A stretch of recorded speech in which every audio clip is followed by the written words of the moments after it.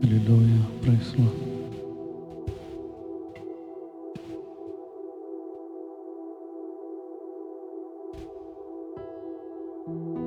கர்த்தர் இன்னும் ஒரு காலை பொழுது, கர்த்தர் இன்னும் ஒரு நாளை காண்பதற்கு கர்த்தர் நமக்கு கிருபை பாராட்டி இருக்கிறார்.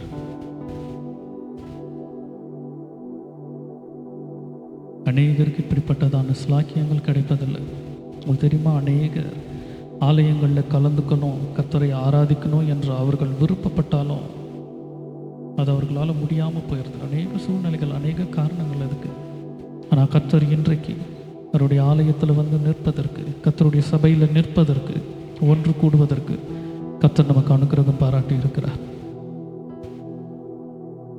கர்த்தருக்காக செய்கின்ற எந்த காரியமும் வீணாய் விருதாய் போவதே அல்ல. கர்த்தருக்கென்று ஒரு நேரத்தை ஒதுக்கி, கர்த்தருக்கென்று ஒரு காரியத்தை நம்ம நிர்ணயம் பண்ணி இருக்கிறோம் என்றால் அதற்கான ஆசீர்வாதத்தை கர்த்தர் நம்ம மத்தியிலே நிச்சயம் அவர் கொடுக்கக்கூடியவர். எங்கள் பரலோகத்தில் இருக்கிறதான எங்கள் பரிசுத்தமுள்ள தகப்பனே, கர்த்தாவே, இந்த காலை வேளையில் உம்முடைய கிருபை எங்களுக்கு கட்டளையிடுங்க. உம்முடைய சபையில், உம்முடைய ஜெப வீட்டில் வந்து நிற்கிறோம் கர்த்தாவே. இந்த நாளில் துவக்கத்திலிருந்து முடிவு வர உம்முடைய ஆளுகை, உம்முடைய பிரசன்னம் எங்களை உணர செய்யுங்க ஆண்டவரே. நாங்கள் பாடுகின்ற பாடல்களை அங்கீகரிங்க, எங்கள் காணிக்கைகளை அங்கீகரிங்க. தேவன், இந்த ஆலயத்தில் வந்து நீங்கள் கலந்து கொள்ளுங்க. இந்த ஆலயத்தில் இருப்பவர்களின் ஆசீர்வாதத்திற்கு நாங்கள் யாரும் தடையாக இல்லாதபடி தேவன் தாமே எங்களை ஒரு விஷயம் நீங்கள் பரிசுத்தப்படுத்துங்க கர்த்தாவே.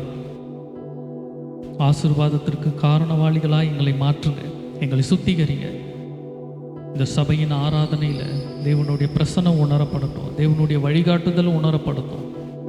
நாங்கள் பாடுகின்ற பாடல்களில் என்ன வார்த்தைகளை சொல்லி நாங்கள் பாடுகின்றோமோ அதை அப்படியே அங்கீகரித்து எங்களுக்கு ஆசீர்வாதமாக தேவன் தாமே இந்த சபையில் எங்களுக்கு நீங்கள் மாற்றி கொடுங்க. நேரத்தோடு ஆண்டவரே வந்திருக்கிற பிள்ளைகளுக்காக நன்றி செலுத்துகிறோம். அவர்களையும் அபரீத விதமாய் ஆசீர்வதிங்க.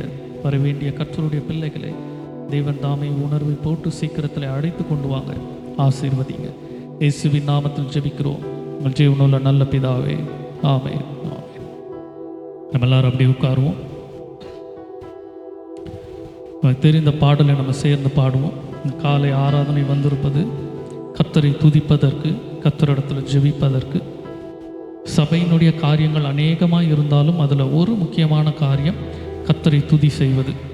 இந்த நாளில் நம்மை காத்த கர்த்தரை, நம்மை நடத்தின கர்த்தரை, இந்த ஆலயத்திற்கு அழைத்து கொண்டு வந்த கர்த்தரை கனப்படுத்த சேர்ந்து பாடுவோம். காலையில் துதிப்போம் களிப்புடனே மிக கருத்துடனே எங்கள் காவல் இயேசுவையே.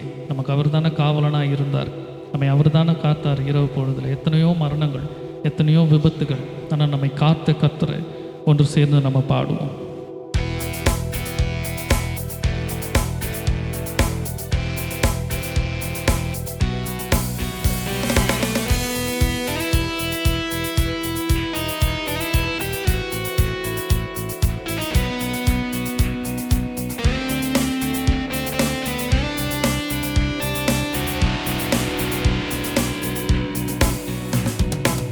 காலையில் துதிப்போம் கருத்துடனே மிக கனியுடனே, காவலன் எங்கள் இயேசுவை தானே. காலையில் துதிப்போம்.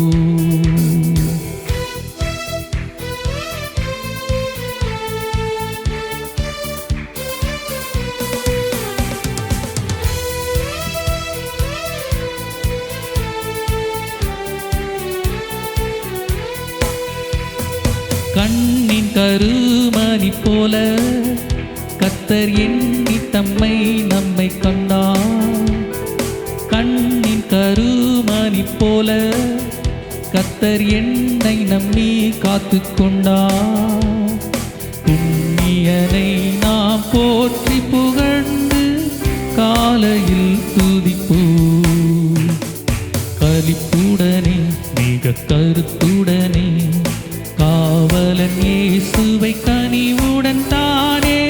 காலையில் துதிப்போம்.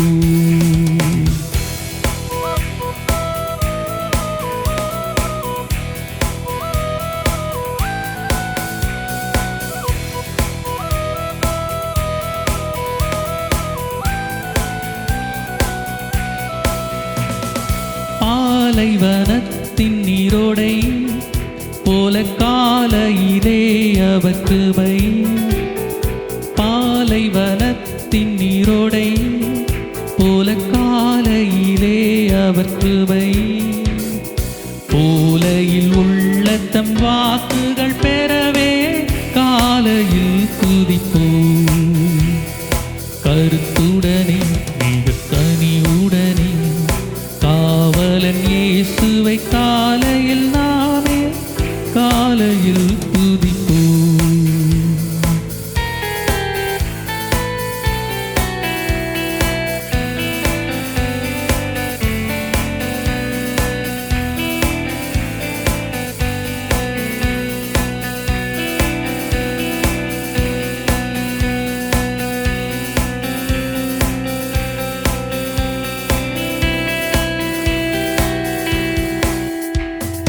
காலை மாலை உறங்காரே நம் காவலனாயிருப்பாரே.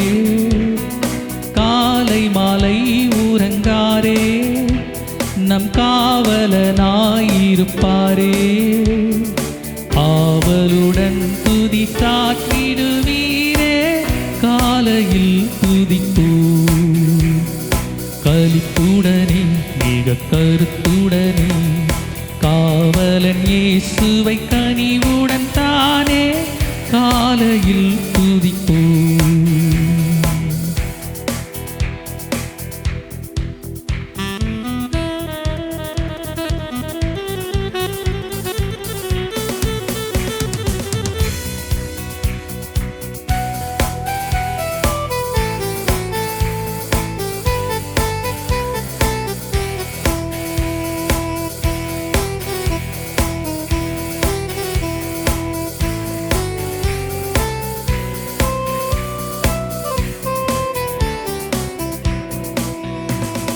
சோதனை வந்திட்ட நேரம் அவர் போதனை செய்தார் நேரம்.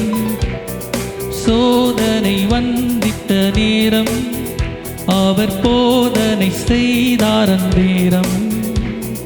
சாதனையாகவே நிற்க செய்தாரே காலையில் துதிப்போம். களிப்புடனே மிக கருத்துடனே காவலன் இயேசுவை கனிவுடன் தானே காலையில் துதிப்போம்.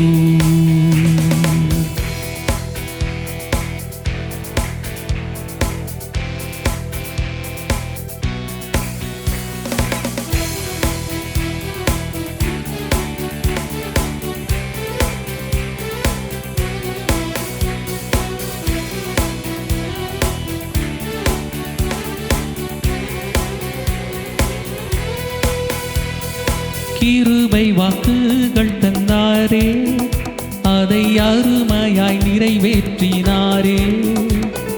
கிருபை வாக்குகள் தந்தாரே அதை அருமையாய் நிறைவேற்றினாரே. உரிமையுடன் புகழ் சாற்றிடுவீரே காலையில் துதிப்போம். கருத்துடனே மிக கனிவுடனே காவலன் இயேசுவை கனிவுடன் தானே காலையில் துதிப்போம்.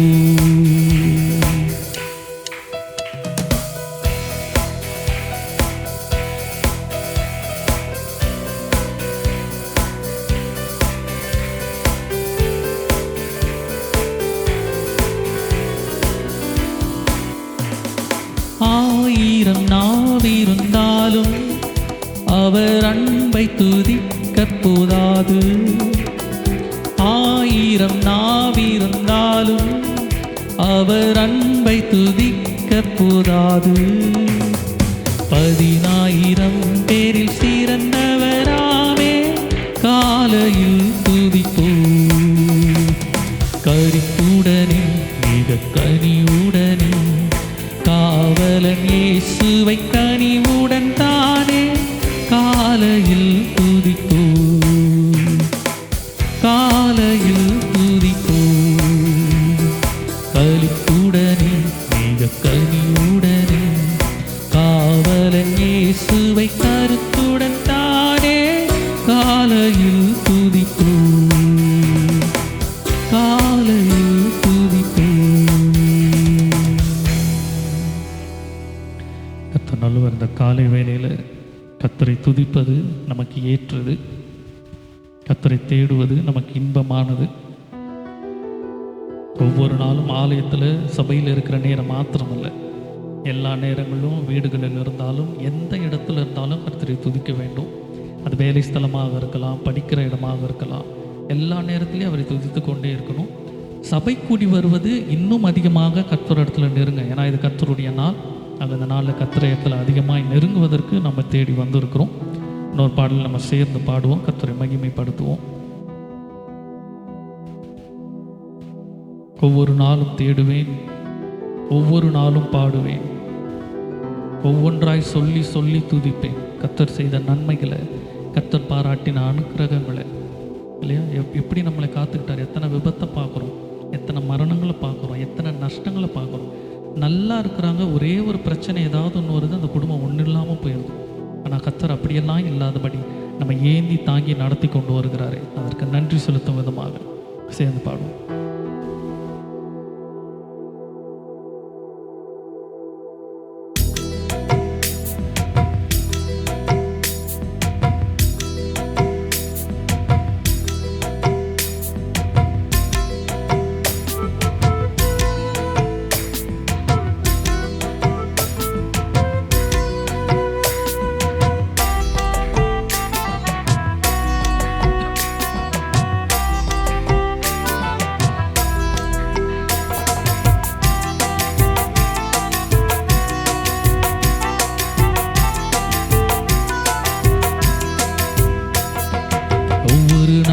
தேடுவேன், ஒவ்வொரு நாளும் பாடுவேன், ஒவ்வொன்றாய் சொல்லி சொல்லி துதிப்பேன். ஒப்பற்ற இயேசுவை ஓயாமல் துதிப்பேன், ஒப்பற்ற இயேசுவை ஓயாமல் துதிப்பேன். ஒவ்வொரு நாளும் பாடுவேன், ஒவ்வொரு நாளும் தேடுவேன், ஒவ்வொன்றாய் சொல்லி சொல்லி துதிப்பேன். ஒப்பற்ற இயேசுவை ஓயாமல் துதிப்பேன், ஒப்பற்ற இயேசுவை ஓயாமல் துதிப்பேன்.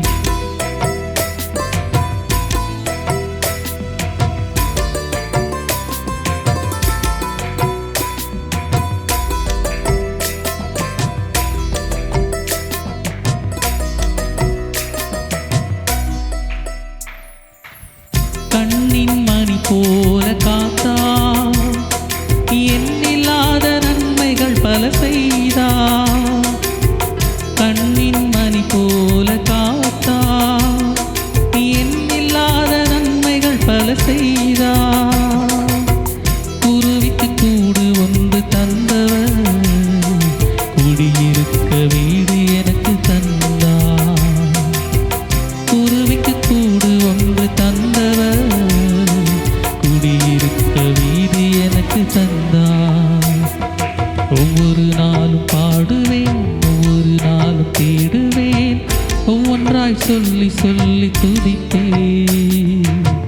ஒப்பற்ற இயேசுவை ஓயாமல் துதிப்பேன், ஒப்பற்ற இயேசுவை ஓயாமல் துதிப்பேன்.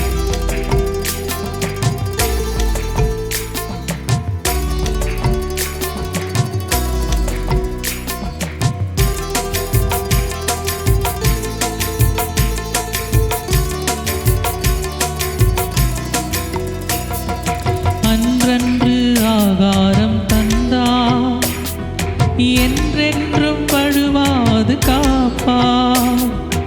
அன்றன்று ஆகாரம் தந்தா, என்றென்றும் வழுவாது காப்பா. கழுகை போல தூக்கி சுமந்தா, கழுகை போல வாழ வயதாக்கினார். கழுகை போல தூக்கி சுமந்தா, கழுகை போல வாழ வயதாக்கினார். ஒவ்வொரு நாளும் தேடுவேன், ஒவ்வொரு நாளும் பாடுவேன், ஒவ்வொன்றாய் சொல்லி சொல்லி துதிப்பேன். ஒப்பற்ற இயேசுவை ஓயாமல் துதிப்பேன், ஒப்பற்ற இயேசுவை ஓயாமல் துதிப்பேன்.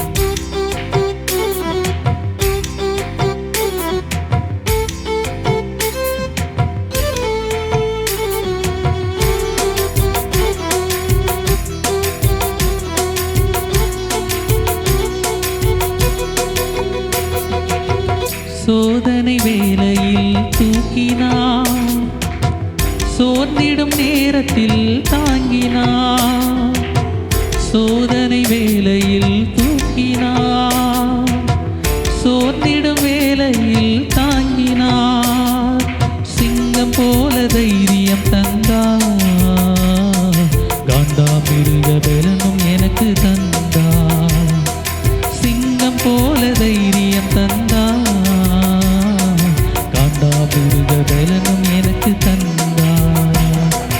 ஒவ்வொரு நாளும் தேடுவேன், ஒவ்வொரு நாளும் பாடுவேன், ஒவ்வொன்றாய் சொல்லி சொல்லி துதிப்பேன். ஒப்பற்ற இயேசுவை ஓயாமல் துதிப்பேன், ஒப்பற்ற இயேசுவை ஓயாமல் துதிப்பேன். ஒவ்வொரு நாளும் தேடுவேன், ஒவ்வொரு நாளும் பாடுவேன், ஒவ்வொன்றாய் சொல்லி சொல்லி துதிப்பேன். ஒப்பற்ற இயேசுவை ஓயாமல் துதிப்பேன், ஒப்பற்ற இயேசுவை ஓயாமல் துதிப்பேன். கர்த்தர் நல்லவர். எல்லா சூழ்நிலைகளிலும் கர்த்தரை துதிக்கணும்னு சொல்லுவதற்கான காரணம் நமக்கு அடிப்படை வேதம் தான். வேதத்தில் இல்லாத ஒன்றை நம்ம சொல்கிறது கிடையாது. நாம் கற்றுக்கொள்ளுகிற காரியங்கள் வேதத்தில் இருந்தால், வேதத்தை அடிப்படையாக வைத்து தான் அன்றாட வாழ்க்கையில் நாம் என்ன செய்யலாம் என்பதை நம்ம கற்றுக்கொண்டு இருக்கிறோம். வேதத்தில் பார்க்கும்பொழுது எந்த இடத்துலலாம் ஜனங்களுக்கு பிரச்சனைகள் இருக்கிறதோ, தனிப்பட்ட மனிதனுக்கு போராட்டம் இருக்கிறதோ, அங்கெல்லாம் அவர்கள் துதிக்க ஆரம்பிக்கும் பொழுது கர்த்தர் இறங்கி செயல்படுகிறார். அதனுடைய அர்த்தம், நம்மளால் போராட முடியாது, நம்மளால் ஜெயம் கொள்ள முடியாது, நம்மளால் சூழ்நிலைகளை மாற்ற முடியாது. ஆனால் சூழ்நிலைகளை மாற்றுகிறவர் ஒருவர் இருக்கிறார். அவரை அழைப்பதற்கு, அவரை கனப்படுத்துவதற்கு கர்த்தரை எப்பொழுதெல்லாம் துதிக்கிறோமோ, வேதத்தில் அநேக எடுத்துக்காட்டுகள் இருக்குது. அப்புறம் அதை அதிகமாக அவருடைய சபையில் துதிப்போம். கர்த்தர் நம் சார்பில் அவர் செயலாற்றுவார், கர்த்தர் நன்மைகளை செய்வார். இன்னொரு பாடலையும் நம்ம சேர்ந்து பாடுவோம். சேனை தலைவர் நம் இயேசு ராஜாவை சேர்ந்து ஒரு மனமாய் துதித்திடுவோம்.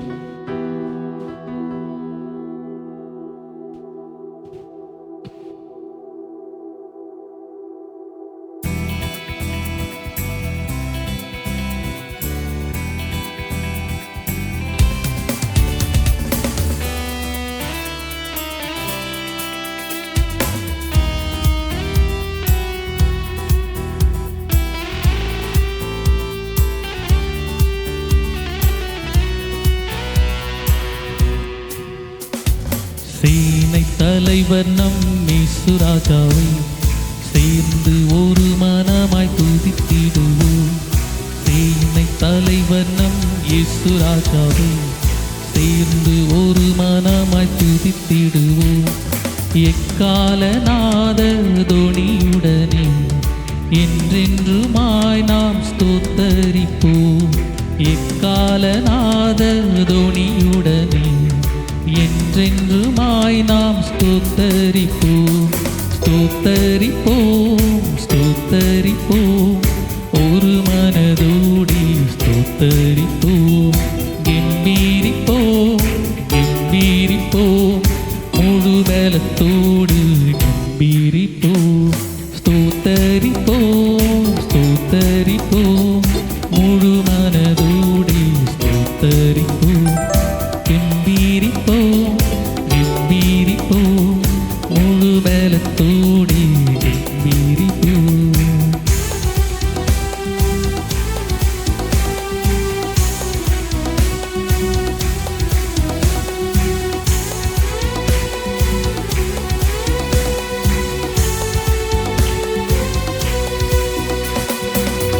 ஏழு நாள் சுற்றியே தேவ ஜனத்தின் முன்னே, ஏழு நாள் சுற்றியே தேவ ஜனத்தின் முன்னே, எரிகோ கோட்டையை தகர்த்திட்ட தேவனை என்றும் துதித்திடுவோம். எதிர்த்திடும் சேனையை துதித்து துதித்து நாம் தகர்த்திடுவோம். சேனை தலைவர் நம் இயேசு ராஜாவை சேர்ந்து முழு மனமாய் துதித்திடுவோம். தலைவர் நம் இயேசு ராஜாவை சேர்ந்து முழு மனமாய் துதித்திடுவோம். எக்கால நாவு தொனியுடனே கம்பீரமாய் நாம் ஸ்தோத்தரிப்போம். எக்கால நாவு தொனியுடனே கம்பீரமாய் நாம் ஸ்தோத்தரிப்போம்.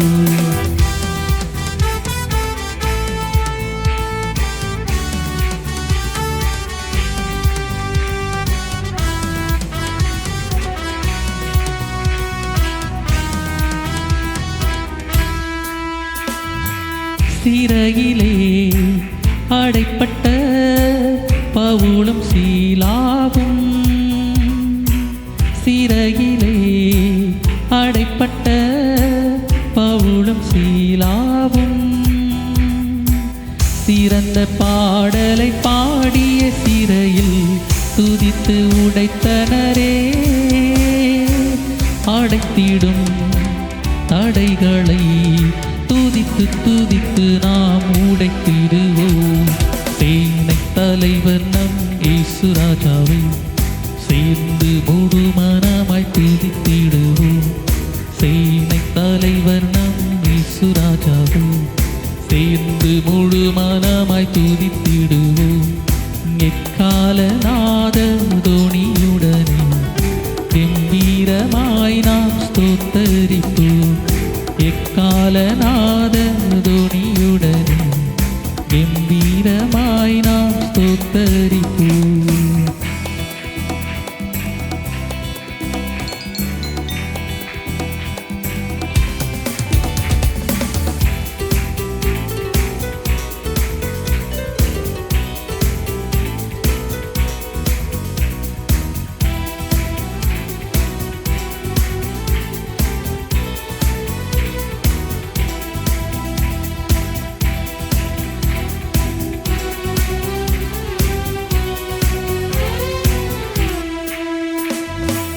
எதிரியார் யோசபாத் கலங்கி தவிக்கையிலே,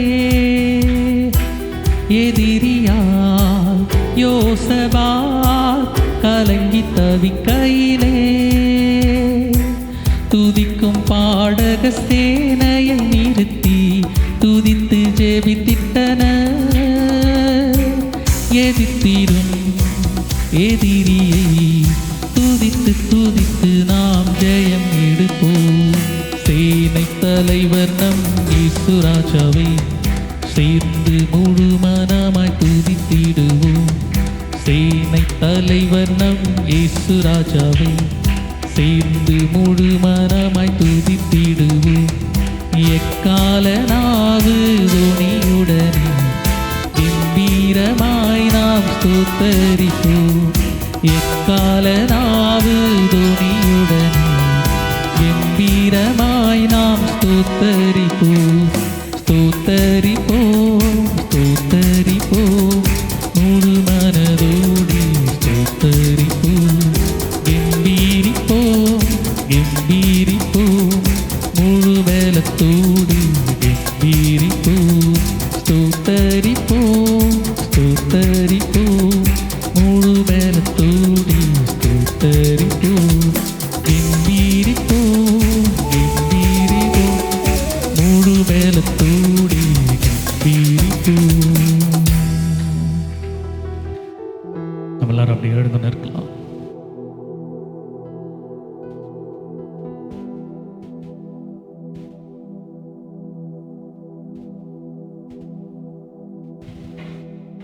திருப்பத்தில் கேட்போம், கர்த்தாவே இந்த முழு பலத்தை எங்களுக்கு இந்த வேலையில நீங்க கட்டளையிடுங்க. ஆதரவில்லாதவர்களுக்கு ஆதரவாய் இருக்கிறதான தேவன் கர்த்தர் ஒருவர் மாத்திரம்தான் நம்மை தாங்கி நடத்துகிறவர். வேதத்தில் வாசிக்கிறவர் ஒருவர் மாத்திரமே நம்மை சுகமாய் அவர் தங்க பண்ணுகிறதான ஒரு கர்த்தர்.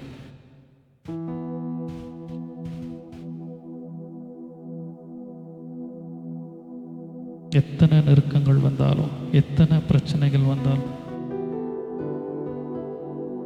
கர்த்தர் நடத்துகிறதான ஒருத்தர்.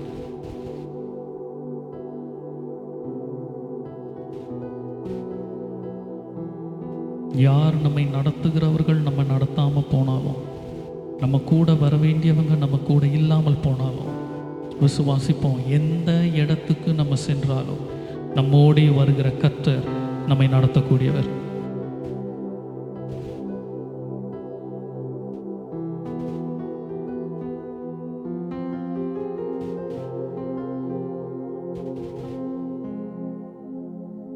தாவீது சொல்லுகிற ஒரு அருமையான வார்த்தை, என் தாயும் தகப்பனும் என்னை கைவிட்டாங்க, ஆனால் கர்த்தர் என்னை சேர்த்து கொண்டா.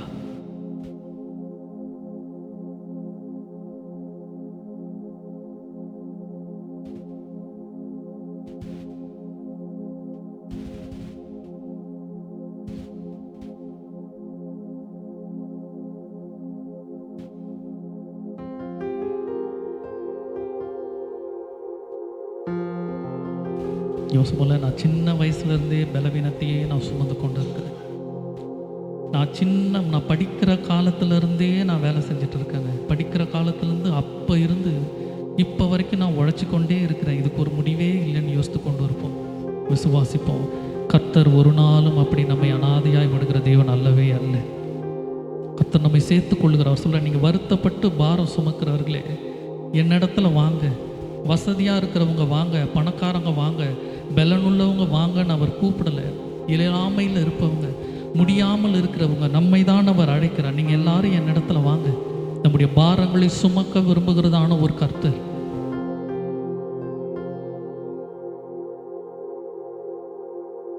தாய் என்னை மறந்தாலும், பிறர் என்னை வெறுத்தாலும், கர்த்தர் என்னை சேர்த்து கொள்வார்.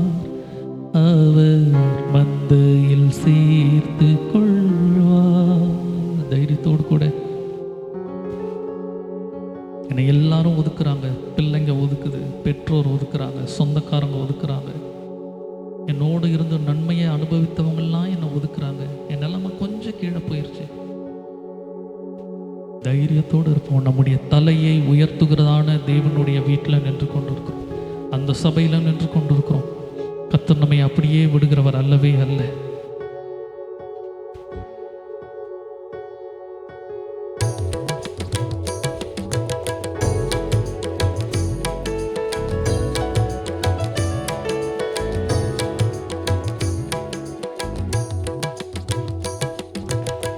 தாய் என்னை மறந்தாலும், பிறர் என்னை வெறுத்தாலும், கர்த்தர் என்னை சேர்த்து கொள்வார். அவர் மந்தையில் சேர்த்து கொள்வார். தாய் என்னை மறந்தாலும், பிறர் என்னை வெறுத்தாலும், கர்த்தர் என்னை சேர்த்து கொள்வார். அவர் மந்தையில் சேர்த்து கொள்வார். எல்லாரும் சேர்ந்து சொல்லுவோமா? தாய் என்னை மறந்தாலும், கர்த்தர் என்னை சேர்த்து கொள்வார். மந்தையில் சேர்த்து கொள்வார். பாவத்தில் வீழ்ந்தேன், சாபத்தில் தவித்தேன், விசுவாசியாதிருந்தால் கெட்டே போயிருப்பேன்.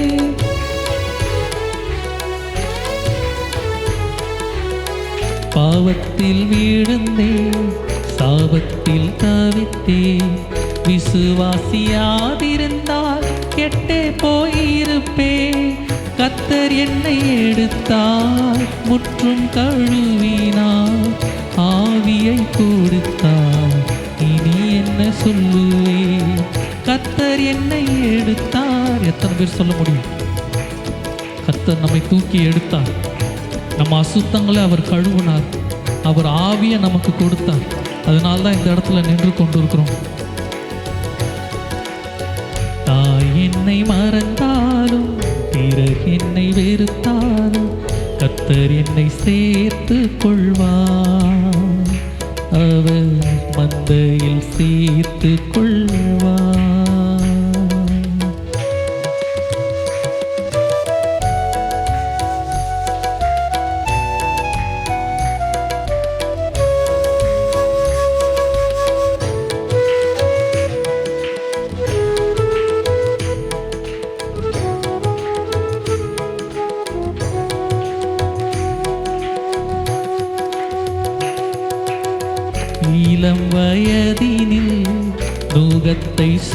சுமந்தேன், சினத்தின் மிலாற்றினால் சிறுமையை கண்டேன்.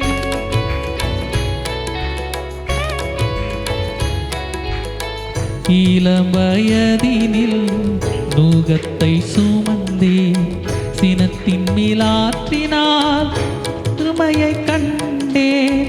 நிர்மூலமாகாதது கர்த்தரின் கிருபையே, அவரின் இரக்கத்திற்கு முடிவே இல்லையே. நிர்மூலமாகாதது கர்த்தரின் கிருபையே, அவரின் இரக்கத்திற்கு முடிவே இல்லையே.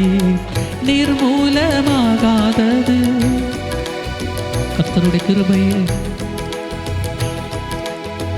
ஒரு இரக்கங்களுக்கு முடிவே இல்லை. நிர்மூலமாகாதது கர்த்தரின் கிருபையே, அவரின் இரக்கத்திற்கு முடிவே இல்லையே.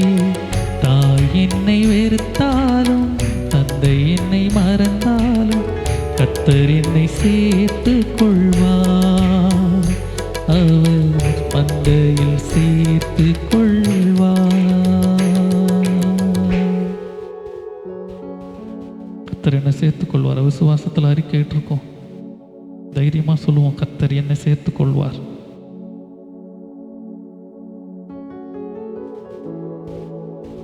வாக்குறுதிகளை கொடுக்கிறவங்க எல்லாம் மறந்து போயிடுவாங்க. ஏன் நம்மளே எடுத்துப்போம், ஒரு 5 வருடம் 10 வருடத்திற்கு முன்பாக என்ன சொன்னோன்றதே நம்ம மறந்துடுவோம். ஆனால் கர்த்தர் சொல்லியிருக்கிறார், 1000 தலைமுறை வரைக்கும் நான் இரக்கம் செய்வேன்.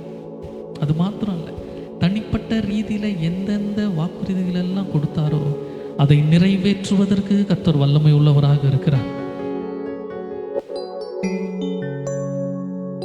கர்த்தர் இந்த ஆலயத்தில், இந்த சபையில் கர்த்தர் எனக்கு கொடுத்த வாக்கு தத்தத்தை அவர் நிறைவேற்றுவான் எல்லாம் அறிக்கையிடுவோம். கர்த்தாவே, நீர் எனக்கு சொன்னதை தைரியமா விசுவாசத்தோட, கர்த்தர் எனக்கு சொன்னதை அவர் நிறைவேற்றுவார். அவர் மாறுகிறதே அல்ல. ஒருவேளை நாம மறந்து போயிருக்கலாம், ஆனால் கர்த்தர் ஒரு நாளும் அவர் மறந்து போகிற தெய்வன் அல்லவே அல்ல. அவர் சொன்ன வார்த்தைகளை அவர் மறக்கிறவர் அல்லவே அல்ல.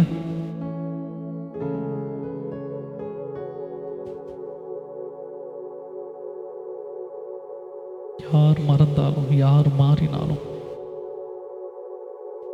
கர்த்தருடைய வார்த்தை மாறாது.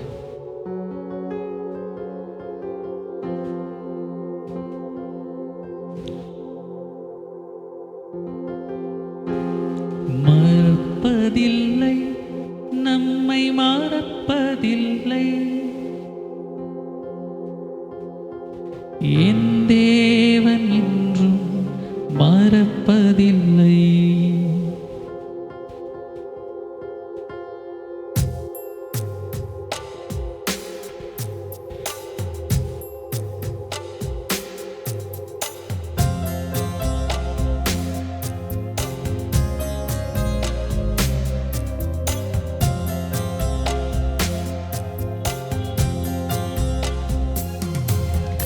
மறப்பதில்லை, நம்மை மறப்பதில்லை, நம் தேவன் நம்மை மறப்பதில்லை. மறப்பதில்லை, நம்மை மறப்பதில்லை, நம் தேவன் நம்மை மறப்பதில்லை.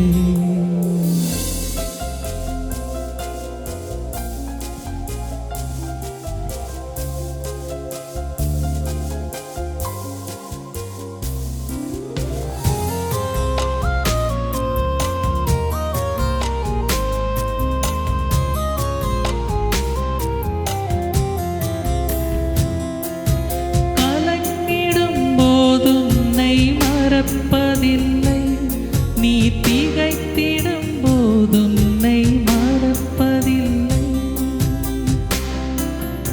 சொல்லு, ஆண்டவரே, நான் கலங்கும் போது என்னை மறக்க மாட்டீங்கன்னு அறிந்திருக்க. ஆண்டவரே, எல்லாருக்கும் செய்த ஆலயத்தில் மௌனமா இருக்கிற நேரம் அல்ல. கர்த்தரிடத்துல, கர்த்தாவே, நான் கலங்கும் போது நீங்க மறக்க போவதில்லைன்னு அறிந்திருக்கிற. ஆண்டவரே, நான் கலங்கிடும் போது என்னை மறப்பதில்லை, நான் திகைத்திடும் போது என்னை மறப்பதில்லை. என் தேவன் தான் மறப்பதில்லை. யார் மறந்தாலும் மறப்பதில்லை. என் தேவன் தான் மறப்பதில்லை. யார் மறந்தாலும் மறப்பதில்லை. மறப்பதில்லை, என்னை மறப்பதில்லை. என் தேவன் என்னை மறப்பதில்லை. மறப்பதில்லை, என்னை மறப்பதில்லை. என் தேவன் என்னை மறப்பதில்லை.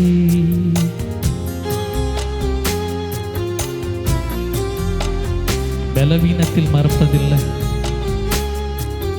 வியாதியில மறப்பதில்லை. இன்னைக்கு சொந்தக்காரங்க, உடன் பிறந்தவங்க, கூட இருக்கிறவங்க, என் பெற்ற பிள்ளைகள் பெற்றோராக இருந்தால் கூட படுத்த படுக்கையாக ஆயிட்டோன்னா இவங்க இறந்துட்டா நல்லா இருக்கும்னு தான் நினைக்கிறாங்க. ஆனால் கர்த்தர் எப்படிப்பட்டவர் என்றால் அவர் சொல்கிறார், உன் படுக்கையில் உன் வியாதியை நான் மாற்றி போடுகிறேன். பலவீனத்தில் நாம் இருக்கணும், நம்ம நல்லா இருக்கணும்னு நினைக்கிற தேவன், உன் பலவீனத்தில் உன்னை மறப்பதில்லை. உன் வியாதியிலே உன்னை மறப்பதில்லை. உன் பலவீனத்தில் உன்னை மறப்பதில்லை. உன் வியாதியிலே உன்னை மறப்பதில்லை. உன் தேவன் தான் மறப்பதில்லை. யார் மறந்தாலும் மறப்பதில்லை. உன் தேவன் நான் மறப்பதில்லை. யார் மறந்தாலும் மறப்பதில்லை. யார் மறந்தாலும் மறப்பதில்லை. சொல்லுமா, மறப்பதில்லை, நம்மை மறப்பதில்லை. நம் தேவன் நம்மை மறப்பதில்லை. மறப்பதில்லை, நம்மை மறப்பதில்லை. நம் தேவன் நம்மை மறப்பதில்லை.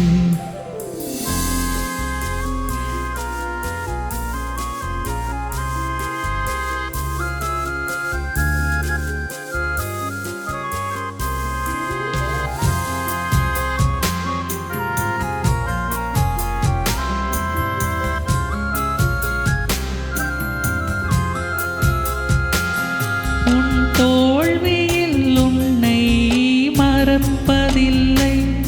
உன் வேதனையில் உன்னை மறப்பதில்லை.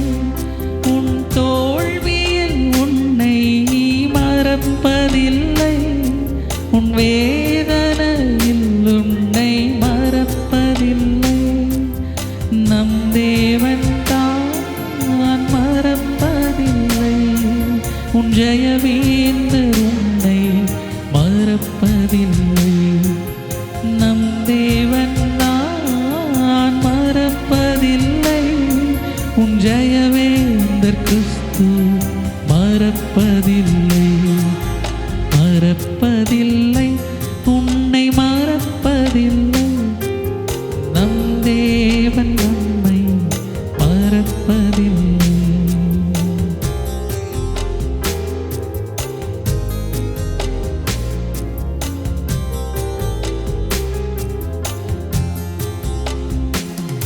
நீ விழுந்திடும் போது உன்னை மறப்பதில்லை.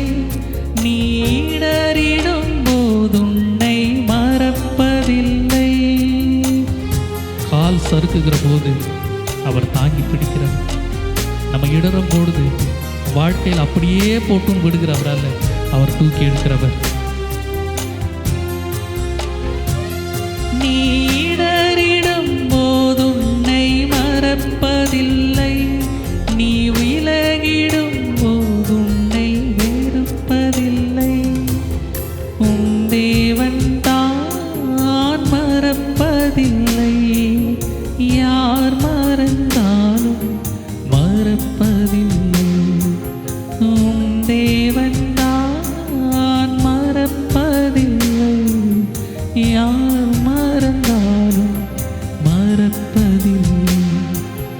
யார் மறந்தாலும் மறப்பதில்லை. கர்த்தர் என்ன மறக்கிறதல்ல. அவர் எனக்கு சொன்ன வாக்கு தத்தங்களை அவர் மறக்கிறதல்ல. எனக்கு அவர் சொன்ன காரியங்கள் எதையும் அவர் மறக்கிறதே அல்ல.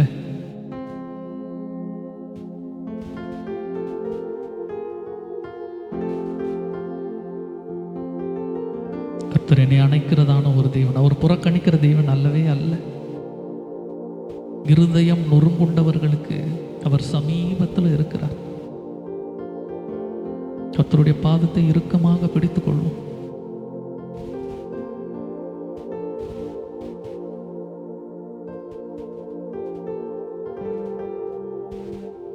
கர்த்தர் உலகம் முழுவதற்கும், அவர் மாம்சமான யாவருக்கும் அவர் தேவனாய் இருக்கிறார். ஆனால் அவருடைய சபையில் இருக்கிற தண்ணீரில் மூழ்கி ஞானஸ்தானம் எடுத்தவர்களுக்கு அவர் தகப்பனாகவும் அவர் தாயாகவும் இருக்கிறார். நமக்கு ஒரு உரிமையை கொடுத்திருக்கிறார். நம்முடைய தேவன் அவர், நம்முடைய தகப்பன் அவர்.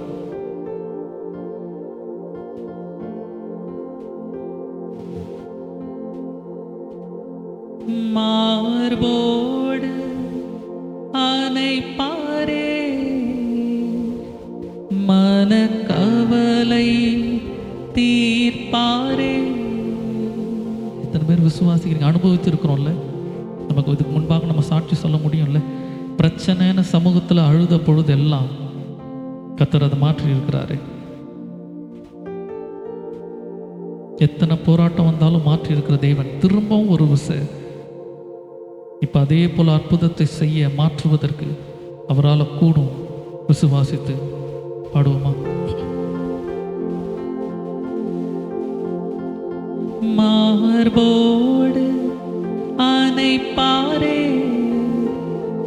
மனக்கவலை தீர்ப்பாரே. மார்போடு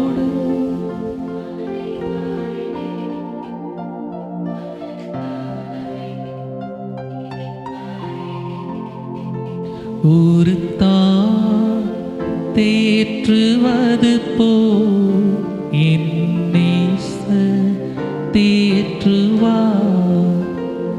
ஒரு தாய் தேற்றுவது போல் என் நேசர் தேற்றுவார்.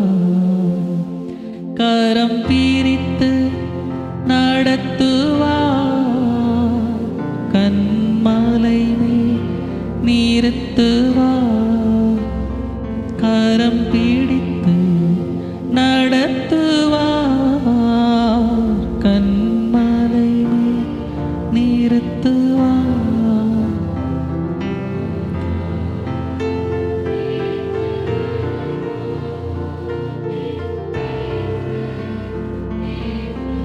கம்பீரத்தோட விசுவாசத்தோட தாற்றுவது போல் என் நேசர் தேற்றுவார். ஒரு போதும் கைவிடா, ஒரு நாளும் விலகிடா.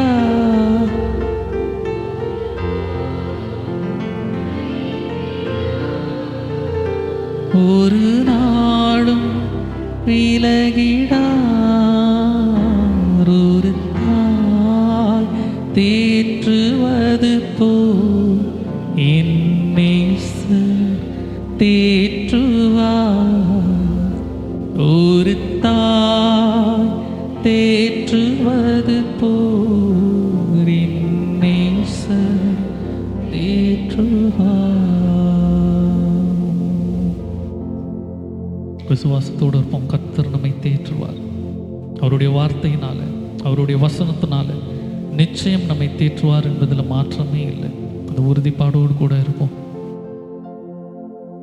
கர்த்தருடைய வார்த்தைக்காக, கர்த்தருடைய பிரசன்னம் இன்னும் அதிகமாய் நம்மோடு பேசுவதற்காக ஏவப்படுகிற ஒருவர் சத்தமாய் ஜெபிக்கும்படி அன்போடு கேட்டுக்கொள்கிறேன்.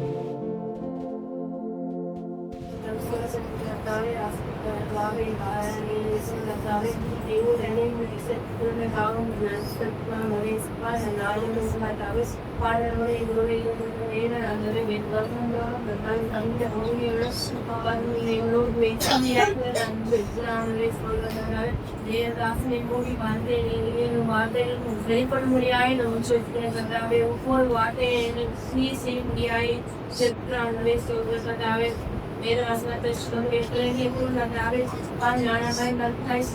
உதவி செய்ய முடியாது சொல்லிட்டு இந்த வகுப்பேசில் நீங்க ஆசிரியர் தேவன் உதவி செய்ய முடியாது நீங்க அவன் இந்த ஆராதனை முழுவதும் ஒப்பு கொடுங்க நீங்க அனுப்புறதா நீங்க வழிநடத்த முடியாது அவங்க இந்த துதிகளை முருகன் பேசுறது இந்த 93வது சங்கீதத்தை தியானிப்பதற்கு கர்த்தர் நமக்கு ஆயுசு நாட்களையும் பலனையும் அளித்திருக்கிறார். இந்த சங்கீதத்தில் இருக்கிற காரியங்கள் அது மிகவும் 5 வசனங்கள் இருக்கிறதா, ஆனால் அநேகம் நமக்கு உதவக்கூடியதான ஒன்று.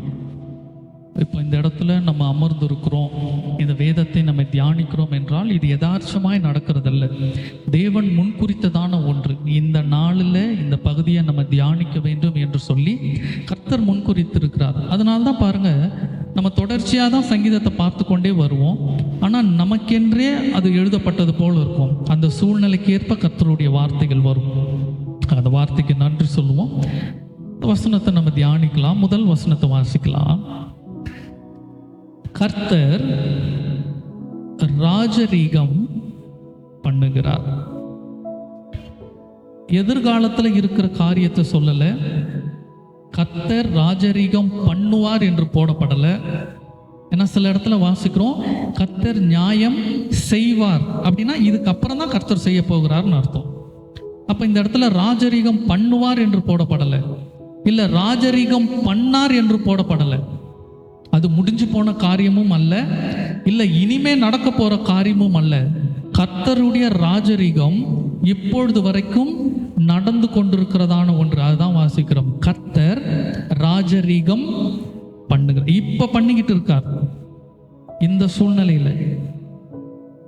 அதாவது எப்படி சொல்லணும்னா, நம்ம பலவீனப்படும் பொழுது, நம்ம வியாதிப்படும் பொழுது, நம்ம கண்ணீர் வடிக்கும் பொழுது, நம்ம பயந்து அமர்ந்து கொண்டு இருக்கும் பொழுது, இந்த நேரத்திலெல்லாம் நினைவு கூட வேண்டியது, இப்ப ஒருத்தர் கண்ட்ரோல்ல இருக்கு, ஒருத்தர் அரசாண்டு கொண்டு இருக்கிறார், நம்முடைய தேவன். அதுதான் வாசிக்கிறோம், தேவன் ராஜரீகம் பண்ணுகிறார். அவர் ராஜரீகம் என்றால் எல்லாம் அவர் கையில தான் இருக்கு. அவரை மீறி ஒண்ணுமே செய்ய முடியாது. நல்லா தெரிஞ்சுக்கணும்.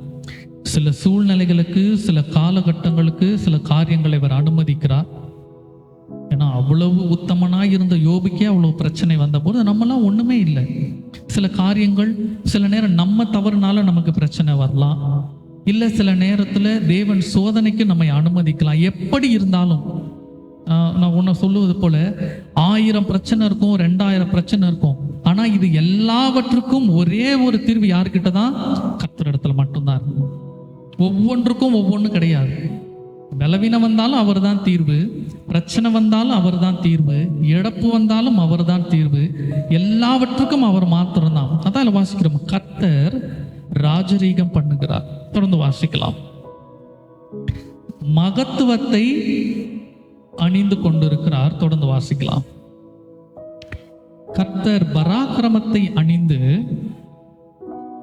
அதை கட்சியாக, இதெல்லாம் வாசிக்கிறோம். அவருடைய மகத்துவம் என்ன, அவருடைய பராக்கிரமம், இதுக்கு நமக்கு விளக்கம் தேவையில்லை, நிறைய பார்த்துருக்கிறோம். அவர் பராக்கிரமம் உள்ளவர். தொடர்ந்து வாசிக்கும் பொழுது, ஆதலால் பூச்சக்கரம் அசையாதபடி நிலை பெற்றிருக்கிறது. பூச்சக்கரம் என்றால் பூமி. பூமி அசையாதபடி நிலை இருப்பதற்கு காரணம் கர்த்தர் அரசாளுவதனாலதான். நம்மளுடைய கற்பனைக்கு எப்படி இருக்கும்? பூமின்னா ஒரு நிலம் இப்படி இருக்கு, நிலத்துக்கு மேல வானம் என்றால் ஒரு ஆகாயம் மாதிரி இருக்கு, இப்படி மேல ஒண்ணு இருக்கும், அதுக்கு மேல தேவன் இருக்கிறார், பரலோகம் இருக்கு, இதுதான் நமக்கு தெரிந்தது இருக்கும். ஆனா இந்த விண்வெளியில படம் எடுத்தவங்க, இல்ல அதற்கும் மேல இருக்கிறதான இந்த ஸ்பேஸ், கேலக்சி, இதெல்லாம் எல்லாம் நம்ம போன் வைத்திருக்கிறவங்க தான். நீங்க வேணா கொஞ்சம் அந்த யூடியூப்ல போய் பாருங்க. உலகத்திலிருந்து மேலே போக மேலே போக மேலே போக இந்த உலகம் இருப்பது போல அநேக காரியங்கள் இருக்கு. சுத்தி சுத்தி சுத்தி அநேக கோள்கள் இருக்கு. இந்த கோள்கள் எல்லாம் சேர்த்து ஒரு கேலக்சி, ஒரு ஸ்பேஸ். இது போல இன்னும் அநேகம் இருக்கு. உதாரணத்திற்கு நம்ம வானத்தை பார்க்கும்போது நட்சத்திரங்கள் எத்தனை இருக்கு. இதை விட அதிக கணக்குல அவர் வானங்கள்ல அவ்வளவு படைத்து வைத்திருக்கிறார். இவைகளுக்கெல்லாம் மேலதான் இருக்கிறார். அதை பார்க்கும்போது இவ்வளவு கூர்ந்து இவ்வளவு கீழே வரும்பொழுது பார்க்கறதுக்கு நம்ம ஒரு கணக்கே இல்லை. நம்ம புரிகிற மாதிரி சொல்லணும்னா, நீங்கள் வெளியே போகும்போது பாருங்கள், நமக்கு சபைக்கு வெளியே அந்த ஒரு காலி இடத்துல ஒரு பெரிய இடம் இருக்குது, நிறைய செடிகள் பூச்சிகள்லாம் இருக்குது. இப்போ இந்த இடத்துல ஒரு எறும்பு ஒன்று இருக்குன்னு வைங்க. அது போல தான் கர்த்தருடைய பார்வையிலிருந்து பார்க்கும்பொழுது இந்த பூமியே இருக்கும்.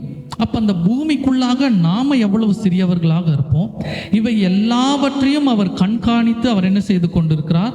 ஆட்சி செய்கிறார். மனிதர்களை மாத்திரமல்ல, அவர் சொல்லுகிறார், நீங்க ஆகாயத்து பறவைகளை பாருங்க, பட்சிகளை பாருங்க, அவைகள் விதைக்கிறதும் இல்லை, அறுக்கிறதும் இல்லை, அவைகளையும் தகப்பன் போஷிக்கிறார். இந்த உலகம் நமக்கு சுத்தி கொண்டே இருக்குன்னு சொல்லுவாங்க, உலகம் சுத்தி கொண்டே இருக்குன்னு. ஆனா உண்மை என்னன்னா, உலகம் சுத்துவது ஒரே இடத்துல நின்று சுத்துறது இல்லை, அது இப்படியே போய்கொண்டே இருக்கு. அதான் நம்ம ஞானத்துக்கு அது எட்டவே முடியல, விஞ்ஞானத்தால் அது பதில் சொல்லவும் முடியாது.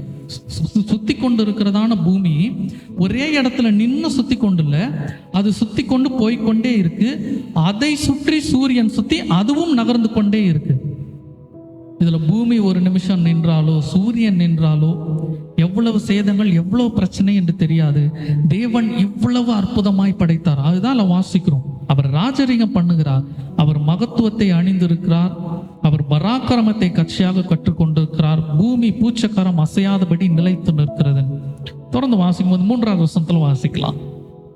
கர்த்தாவே, நதிகள் எழும்பின, நதிகள் இரைச்சலிட்டு எழும்பின, நதிகள் அலை திரண்டு, ஒரே அடியா போடல, நதிகள் எழும்பின என்று போடல, இல்ல ஒரே அடியா போட்டிருக்கலாம்.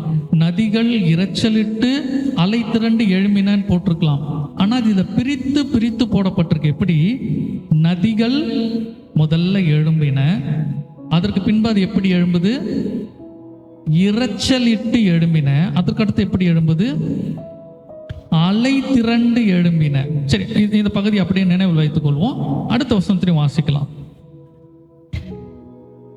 திரளான தண்ணீர்களின் இரைச்சலை பார்க்கிலும் சமுத்திரத்தின் வலுமையான அலைகளை பார்க்கிலும் கர்த்தர் உன்னதத்திலே வல்லமையுள்ளவர். என்ன கற்றுக் கொடுக்கிறார்? தண்ணீர் வேதத்துல பிரச்சனைகளுக்கு ஒப்பாக இருக்கு. ஏன் பிரச்சனைக்கு ஒப்பாக இருக்குன்னா, தண்ணீர் நிறைய இடத்துல ஜனங்களுக்கு ஒரு தடை, இடையூறா இருந்தது, முன்னேறி போக முடியாதபடி. செங்கடல் இருந்தது, யோர்தான் இருந்தது, மாறா இருந்தது, இப்படி பிரச்சனைகள் இருக்கு. அப்ப எல்லாம் வாசிக்கிறோம் பிரச்சனைகள். இப்ப இந்த தண்ணீர் இருக்கிற இடத்துலலாம் நம்ம பிரச்சனைன்னு போட்டு பார்ப்போமே. பிரச்சனைகள் எழும்பின, அதுக்கடுத்து பிரச்சனைகள் இரைச்சலிட்டு எழும்பின. முதல்ல ஒரு பிரச்சனை வருது, அதற்கு பின்பு பிரச்சனை மிகவும் சத்தமா வருது, ரொம்ப பிரச்சனையா இருக்கு. அதுக்கடுத்து அலை திரண்டு எழும்பின. இந்த அலைக்கு ஏதாவது முற்றுப்புள்ளி இருக்குமா? பார்த்துருக்கீங்களா? கடையில் அலை என்ன செய்து கொண்டே இருக்கும், அது நிற்கவே நிற்காது. ஒன்று முடிஞ்சதுன்னு பார்த்தா அடுத்து வந்துடும், ஒன்று முடிஞ்சதுன்னா அடுத்து வந்துடும். இது போல நம்முடைய வாழ்க்கையில பிரச்சனை ஒன்றுக்கு அடுத்து ஒன்று வந்து கொண்டே இருக்கும். நம்ம யோசிப்போம், இது முடிஞ்சிருச்சுன்னு பார்த்தா அடுத்து வந்துடுது, அது முடிஞ்சிருச்சுன்னு பார்த்தா இது வருது. அதுதான் இங்க வாசிக்கிறோம். அலை திரண்டு எழும்பின, அலை போல அது திரண்டு கொண்டே இருக்கு, சத்தமிட்டு வருது, ரொம்ப பிரச்சனையா இருக்கு. எவ்வளவு பிரச்சனை சத்தமிட்டாலும் அதில் எல்லாவற்றுக்கும் மேலாக ஒருவர் இருக்கிறார், அதுதான் கர்த்தர் உன்னதத்தில் வல்லமை. அதுதான் இங்க வாசிக்கிறோம். திரளான தண்ணீரின் இரைச்சலை பார்க்கிலும் சமுத்திரத்தின் வலுமையான அலைகளை பார்க்கிலும் கர்த்தர் உன்னதத்தில் வல்லமை. அப்ப நமக்கு எவ்வளவு பிரச்சனை வந்தாலும், அடுத்தடுத்து பிரச்சனை வரட்டும், நம்மளால தாங்க முடியாத அளவுக்கு பிரச்சனை வரட்டும், எது வந்தாலும் ஒன்றுல தைரியமா இருப்போம். இவை எல்லாவற்றிலும் மகத்துவமும் வல்லமையும் உள்ள ஒரு தேவன் ராஜரீகம் பண்ணி கொண்டிருக்கிறார். அந்த விசுவாசம் இருந்ததுன்னா எந்த கவலையும் நம்மளை ஆட்கொள்ளாது. எவ்வளவு எவ்வளோ வேணா பிரச்சனை வரும்பொழுது மனுஷிகத்தில் நம்ம அசைக்கப்படுவோம், நமக்கு சில வேதனை வரும், கண்ணீர் வரும். ஆனால் அதில் துவண்டு போவதில்லை. தாவீதை குறித்து பார்த்தது போல கர்த்தருக்குள் நம்மை திடப்படுத்திக் கொள்ளணும். இந்த வேத வார்த்தைகள் மூலம் திடப்படுத்திக் கொள்ளணும். அதுதான் வாசிக்கிறோம், உமது சாட்சிகள் மிகவும் உண்மை உள்ளவைகள். அதான் வாசிக்கிறோம், கர்த்தருடைய சாட்சி. இதுக்கு முன்னாடி நிறைய அற்புதம் செய்திருக்கிறாரு. இந்த வேத வசனம் உண்மைன்றதுக்கு நீங்களும் நானும் தான் சாட்சி. எவ்வளவு நம்ம ஜெபித்தா ஒன்று நடக்குது. அப்போ இந்த வேத வசனம் என்ன? உண்மை உள்ளது. இதை நமக்கு கொடுத்தவர் ஒருவர் உயிரோடு இருக்கிறார். இதுதான் ஆதாரம். பெரிய ஆராய்ச்சிலாம் பண்ணுவாங்க இன்னைக்கு. வேதம் சொன்ன இடம் எங்க இருக்கு, வேதத்தில் சொன்ன பொருட்கள் எங்க இருக்கு, அதெல்லாம் வேணாம். நம்ம விசுவாசிப்போம், நம்ம அனுபவித்திருக்கிறோம். அப்ப இனி உறுதியா இருப்போம். பிரச்சனைகள் வரும்பொழுதெல்லாம், கலக்கங்கள் வரும்பொழுதெல்லாம், எவ்வளவு பிரச்சனை வந்தாலும் இதற்கும் மேலாக ஒருவர் ராஜரீகம் பண்ணி கொண்டு இருக்கிறார். அந்த தைரியத்தோடு இருப்போம். கர்த்தர் நம்மை ஆசீர்வதிப்பார். சங்கீதத்தை கர்த்தர் ஆசீர்வதிக்கட்டும். சபையில் பலவீனப்பட்டவர்களுக்காகவும் தொடர்ந்து ஜெபித்துக் கொள்ளுங்க. கர்த்தர் அவர்களை ஆசீர்வதிக்கட்டும். தொடர்ந்து இந்த ஒரு கேள்வி பதில் ஒன்று கேட்டிருந்தேன். யாராவது எழுதி எடுத்துட்டு வந்திருக்கிறீங்க? என்கிட்ட ஒரு மாத்திரம் கொடுத்துருக்குறாங்க. அந்த ஒரு 10 கேள்விகளை கேட்டிருந்தேன், வாட்ஸ்அப் குரூப்பில் போட்டது. ஏன்னா அது நீங்கள் இன்டர்நெட்லலாம் தேடி எடுக்க முடியாது. ஏன்னா எனக்கு அப்படி தான் ஆயிடுச்சு. நம்ம ஒரு கேள்வி கேட்டோம்னா வேதத்தை படித்து எடுப்பதற்கு பதிலாக கூகுள்லேயோ எதுலேயோ ChatGPTலையோ போட்டால் பதில் வருது, அப்படி எடுத்துடுறாங்க. அப்படி தேடி எடுக்க முடியாத அளவுக்கு தான் கேள்விகளை யோசித்து அதில் எழுதினேன். அதை எழுதியிருப்பவர்கள் நீங்கள் எழுதியிருந்தால் அதை கொடுங்க. ஏன்னா இப்படிப்பட்ட காரியங்களை கொடுப்பதற்கு காரணம், அப்படியாவது வேதத்தை படித்து தெரிந்து கொள்ள மாட்டோமா என்பதுக்காக தான். ஒரு சின்ன கேள்வி வேணா கேட்குறேன். காலைதோறும் அவருடைய இரக்கம் புதியதா இல்லை அவருடைய கிருபை புதியதா? இரக்கம் தான் புதியது. வேதத்தை படிச்சு பாருங்க. கிருபை கிடையாது. காலையில உங்களுடைய கிருபையால் திருப்தியாக்கும் தான் இருக்கு. ஆனா கிருபையா இரக்கமானா இரக்கம் தான் புதியது. அதுதான் ஸ்பெசிஃபிக்கா போடப்பட்டிருக்கும். சரி, இன்னொன்னு கேட்குறேன். ஒரு மனிதன் ஜன்னல்ல உட்கார்ந்து பிரசங்கத்தை கேட்டுக்கொண்டு இருக்கும் பொழுதே மயங்கி கீழே விழுந்து அவன் செத்து போயிடுறான். வேதத்தில் எங்க இருக்குன்னு தெரியுமா அப்படி ஒரு சம்பவம்? நான் கொடுத்த கேள்விகளை நீங்க படிக்க ஆரம்பித்திருந்தா இதெல்லாம் உங்களுக்கு தெரிந்திருக்கும். நீங்க வேணா இன்னும் ஒரு 2 வாரம் வேணா அந்த சபைக்கு நான் எக்ஸ்டெண்ட் பண்றேன். நான் நல்ல பரிசை உங்களுக்கு கொடுக்குறேன். நீங்க தேடி கண்டுபிடிங்க. நான் அந்த கேள்விகளை நான் திரும்பவும் வேணா வாட்ஸ்அப் குரூப்ல நான் உங்களுக்கு போட்டு விடுறேன். அதை படிங்க. ஏன்னா ஏன் சொல்றேன்னா, வேதத்தில் அநேக நம்ம இத்தனை வருட கிறிஸ்தவங்களா இருக்கிறோம், ஊழியம் செய்கிறோம், பெரிய சபைன்னு சொல்றோம். ஆனா வேதத்தை ஒரு முறை கூட முழுமையா படித்து முடிக்கலைன்னா கர்த்தருடைய சமூகத்தில் போயிட்டு நம்ம என்ன சொல்ல முடியும்? நம்ம எல்லாத்துக்கும் நேரத்தை ஒதுக்குகிறோம், பிரயாசப்படுகிறோம். வேதத்தை படித்து தெரிந்து கொள்வதற்கு அதிக பிரயாசம் எடுப்போம். ஒருவேளை வேதத்தை படிக்கிறதுக்கு நேரம் இல்லை, அவ்வளவு வேலை பிஸியில் இருக்கிறோன்னா, இப்போ எல்லாருக்கும் நமக்கு ஃபோன் இருக்குது. இந்த ஃபோனில் இந்த ஆடியோ பைபிள்னு இருக்குது தமிழில். வேதத்தினுடைய எல்லா புஸ்தகங்களும் தமிழ் அப்படியே சொல்லிக்கொண்டே இருக்கும். நான் பைக்கில் போகும்போது இல்லை வீட்டில் இருக்கும்போது அதை தான் போட்டு விட்டுருவேன். அதை போட்டு விட்டால் அது ஓடிக்கொண்டே இருக்கும். அதை கேட்டு நம்ம நிதானமாய் படித்து ஆராய்வது என்று ஒரு புறம். நம்ம வேதத்தை படிக்க தியானிக்க உட்கார்ந்து ஆராய்வது அது ஒரு புறம். ஆனால் முதல்ல என்ன இருக்கு என்பது எல்லாத்தையும் நம்ம தெரிந்து கொள்ளணும். ஆக வேதத்தை முழுமையாக படித்து கற்றுக்கொள்ளுங்க.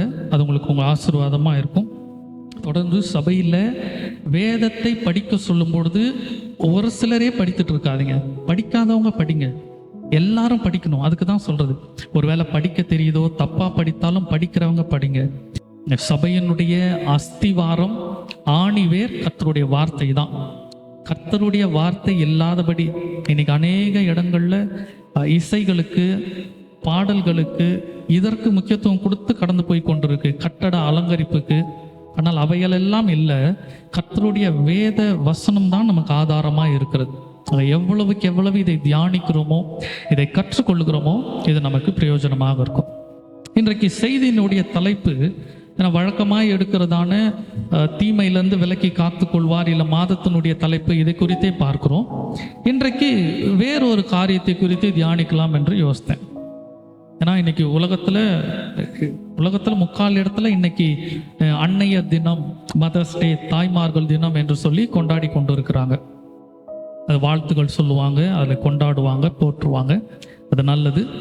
போன வருடத்தில் அங்கே காண நகர் சபையில் தான் நினைக்கிறேன், அங்கே இருக்கும் பொழுது தாய்மார்களுடைய சுபாவம் என்ன, இல்லை என்றால் தாய்மார்களுடைய சுபாவம் என்னவாக இருக்க வேண்டும் என்று சொல்லி வேதத்திலிருந்து ஒரு சில பெண்மணிகளை, தாயாராக இருந்த பெண்மணிகள், அன்னாளை குறித்து, சாராளை குறித்து, ஆகாரை குறித்து, இப்படி வேதத்திலிருந்து சில பெண்மணிகளை எடுத்து அவர்களுடைய சுபாவம் என்ன, நமக்கு அது எப்படி எடுத்துக்கொள்ள வேண்டும் என்பதை குறித்து அங்கு போதித்தோம்.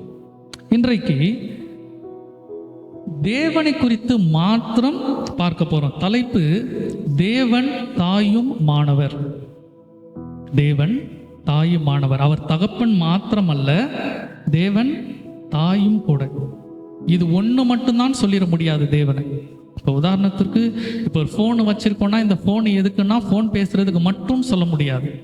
அது எதுவும் பயன்படுத்தலாம், டார்ச்சாக பயன்படுத்தலாம், கால்குலேட்டராக பயன்படுத்தலாம், ஃபோட்டோ எடுக்கலாம், இப்படி அநேக காரியங்களுக்கு உபயோகப்படுத்தலாம். இது போல தேவன் என்பவர் அவர் தகப்பன் மாத்திரமல்ல, அவர் நண்பனாக இருக்கிறார், வழிகாட்டியாக இருக்கிறார், அநேக காரியங்கள் இருக்கு. அதில் ஒன்று அவர் நமக்கு தாயாக இருக்கிறார். அவர் எப்படி நமக்கு தாயுமானவர், அவருடைய தாய்மையின் சுபாவம் என்ன, இந்த காரியங்களை குறித்து இன்னைக்கு நம்ம பார்க்கலாம். அது நமக்கு பிரயோஜனமாக இருக்கும். முதல்ல மனிதர்களுக்கு இருப்பது சுபாவம், அதாவது கேரக்டர் சொல்லுவாங்க. மனிதர்களுக்கு இருக்கிறது கேரக்டர்ஸ் சொல்லுவாங்க. தேவனுக்கு இருக்கக்கூடியது ஆட்ரிபியூட்ஸ். நான் உங்களுக்கு புரிகிற மாதிரி சொல்றேன். இப்போ நான் எப்படி இருக்கிறேன்னா, நான் அன்பா இருக்கேன்னு வைங்க, ஒரு உதாரணத்துக்கு சொல்றேன். ஆனால் நான் எப்பவுமே அன்பா இருக்க மாட்டேன். நான் என்ன செய்திருவேன், கோபப்படுவேன், சண்டை போடுவேன். சூழ்நிலைக்கு ஏற்றாற் போல என்னுடைய சுபாவங்கள் மாறிக்கொண்டே இருக்கும்.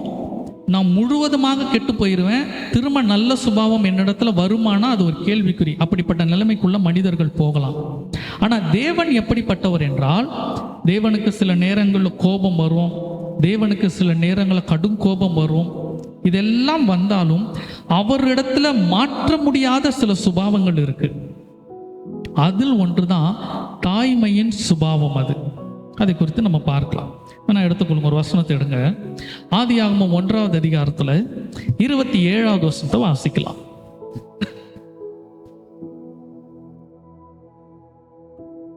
கொஞ்சம் சத்தமா படிங்கக்கா. தேவன் தம்முடைய சாயலாக மனுஷனை சிருஷ்டித்தார். போதும். தேவன் தம்முடைய சாயலாக மனிதனை சிருஷ்டித்தார். சாயல் என்றால் இங்கிலீஷ் பைபிளை பார்க்கும்போது இமேஜ் அப்படின்னு போடப்பட்டிருக்கும். இப்போ சாயல் என்றால் மனித உருவம் அல்ல, அது நல்லா தெரிஞ்சுக்கணும். தேவனுக்கு 2 கண் இருக்கு, தேவனுக்கு ஒரு மூக்கு, ஒரு வாய் இருக்கு, அது போலதான் நம்மை படைத்திருக்கிறார். அதுதான் சாயல் என்று அல்ல. ஏன்னா வேதத்துல வாசிக்கிறோம், தேவனுக்கு என்ன கிடையாது, உருவம் கிடையாது. அவர் நமக்கு இருக்கிறது போல சரீரம் இல்லை. அவர் எப்படியாக இருக்கிறார், அவர் ஆவியாக இருக்கிறார். அப்ப தேவனுடைய சாயலில் மனிதனை படைத்தார் என்றால், தேவனுடைய சாயல் எது என்றால் அவருடைய சுபாவம், அவருடைய அன்பு, தீர்மானிக்கிறதான சுதந்திரம், எதை எப்படி செய்ய வேண்டும் என்று தீர்மானம் எடுக்கிறதான சுதந்திரம், உறவு கொள்கிறதான முறைமைகள், அன்பு செலுத்துவது, எல்லா நல்ல காரியங்களும் யார் இடத்துல இருந்து தான் வந்தது, தேவன் இடத்துல இருந்து மட்டும்தான் வந்தது. நம்ம சில நேரம் யோசிப்போம்ல, யாராவது ஒருத்தர் ரோட்டில் முடியாமல் இருப்பாங்க, ரொம்ப கஷ்டப்படுறவங்க இருப்பாங்க. நமக்கு அவங்கள பார்க்கும்போது தோணும், இவங்களுக்கு ரோட்டில் ரொம்ப ஏழ்மையாக இருக்காங்கன்னா, நம்ம கிட்ட சில நேரம் பணம் இருக்கோ இல்லையோ, சில நேரம் பணம் இல்லாமல் இருக்கலாம், கொடுக்க நம்ம கிட்ட திராணி இல்லாமல் இருக்கலாம். ஆனால் இருதயத்தில் தோணும், இவங்களுக்கு ஏதாவது நம்ம செய்யணும். சில நேரம் ஜெபிச்சுட்டு போவோம், இயேசுவே உங்களுக்கு எப்படியாவது சுகத்தை கொடுத்துருங்க, இவங்களுக்கு ஒரு நல்ல வாழ்க்கை கொடுத்துருங்க. இப்படி ஒரு நல்ல சுபாவம் வருது. இது யாரும் கற்றுக் கொடுத்து நமக்கு வரல. இது எப்படி வந்தது, நமக்குள்ளாக இருந்து தோணுகிறது. இவை இந்த நல்ல சுபாவம் எல்லாம் யார் இடத்துல இருந்து தான் வந்தது, கர்த்தர் இடத்துல இருந்து தான் வந்தது. எப்பொழுது மனிதன் பாவம் செய்தானோ அதற்கு பின்பாக சில தீய சுபாவங்கள் தன்னைத்தானே கேடு உண்டாக்கி கொண்டான். நமக்கு பொறாமை, இச்சை, இதெல்லாம் நமக்கு நாமே வருவது. ஆனால் நமக்கு இருக்கிறதான நல்ல சுபாவங்கள் எல்லாம் தேவனிடத்திலிருந்து வருகிறது. ஏன்னா இங்க வாசிக்கிறோம், தேவன், அந்த வசனத்தை திரும்ப வாசிங்க, 1:27. நம்முடைய சாயலாக மனுஷனை சிருஷ்டித்தார், அவனை தேவ சாயலாகவே சிருஷ்டித்தார். பாருங்க, இதுல வாசிக்கிறோம், தெளிவா சொல்றாரு, மனுஷனை தேவனுடைய சாயல்ல படைத்தார். திரும்பவும் உறுதிப்படுத்துகிறார், தேவ சாயலாகவே படைத்தார். அடுத்து சொல்லும் போது அவர்களை ஆணும் பெண்ணுமாக படைத்தார். அப்போ தேவனுடைய பார்வையில சரீரமோ இந்த உறுப்புகளோ கிடையாது. ஆண் வேறு பெண் வேறாக படைக்கிறார். அவருடைய பார்வையில எல்லாருமே ஒன்றுதான். ஆனால் சில பொறுப்புகளை, சில சுபாவங்களை தேவன் பிரித்து கொடுக்கிறார். அதை நல்லா நம்ம தெரிஞ்சுக்கணும். தேவனுடைய பார்வையில அவர் நியாயம் செய்வதிலோ, எல்லாம் சொல்லுவாங்க ஆண் பெரியது, பெண் அவங்க கீழே அடிமைப்படுத்துறாங்க, இல்ல சில இடத்துல ஆணும் பெண்ணும் சமம், சில இடத்துல பெண் உயர்வானவங்க, இப்படி நிறைய இருக்கும். வேதத்திற்கு உட்பட்டு சில காரியங்களை சொல்லுவாங்க. அது வேறு ஒரு நாள் சொல்றேன். ஏன்னா வேதத்துல வாசிக்கிறோம், ஆண் என்றும் இல்லை பெண் என்றும் இல்லைன்னு இருக்கு. அது கிரேக்கரோ யூதரோ கர்த்தர் நியாயம் தீர்ப்பதிலையோ கர்த்தர் காரியங்கள் செய்வதிலையோ அந்த ஆர்டரை குறித்து வாசிக்கிறோம். இப்ப இந்த இடத்துல வரும்போது நம்ம பார்க்கிறோம், ஆணும் பெண்ணுமாக படைத்தார். அவர்களுடைய பணி வேறு, அவர்களுடைய பொறுப்பு வேறு. தேவன் அவர்களுக்கு பிரித்து கொடுத்த சுபாவங்களும் வேறு. எடுத்து பாருங்க, பெண்களுக்கு இருக்கிறதான சகிப்புத்தன்மை ஆண்களுக்கு இருக்காது. டக்குன்னு கோபம் வந்துடும். நான் 90% சொல்றேன், இந்த சகிப்புத்தன்மை இருக்காது. சில நேரத்தில் ஆண்கள் இடத்துல இருக்கிறதான அந்த மன தைரியமும் வலிமையும் பெண்கள் இடத்துல இது இருக்காது. ஆண்கள் சில நேரம் தைரியமா இருப்பாங்க, பெண்கள் சில நேரத்தில் உடஞ்சு போயிடுவாங்க, சில நேரம் பயந்து போயிடுவாங்க, அவங்க டக்குன்னு உடஞ்சிருவாங்க. அப்ப தேவன் சில சுபாவங்களை பிரித்து கொடுக்கிறார். அப்படி பிரித்து கொடுக்கிறதான சுபாவத்தில் ஒன்றுதான் தாய்மையின் சுபாவம் என்பது. ஏன்னா வேதத்தில் வாசிக்கிறோம், ஒரு தகப்பன் சுமந்து கொண்டு வருவதை போல தேவன் உங்களை இதுவரை சுமந்து கொண்டு வந்ததை கண்டீர்களே. அப்போ சுமப்பது, பாரத்தை வாங்கி கொள்வதெல்லாம் யாருடைய சுபாவமா இருக்கிறது? தகப்பனுடைய சுபாவமா இருக்கிறது. அதை பிரித்து கொடுக்கிறார். அப்போ தாயினுடைய சுபாவம் என்ன? அதாவது இது தாயினுடைய சுபாவம் தேவனிடத்துல இருக்கு என்பதல்ல, தேவனுடைய சுபாவம் தான் தாய்கள் இடத்துல இருக்கிறது. நம்ம சுபாவம் தேவனோட இல்லை, இது தேவனுடைய ஒரு சுபாவம். அது எப்படி நமக்கு புரிய வைக்க வேண்டும் என்பதற்காக தான் அவர் தாய்மையை வெளிப்படுத்துகிறார். சில வசனங்களை நம்ம பார்க்கலாம், எடுத்துக்கொள்ளுங்க. உபாகமம் 32வது அதிகாரத்துல 18வது வசனத்தை வாசிக்கலாம்.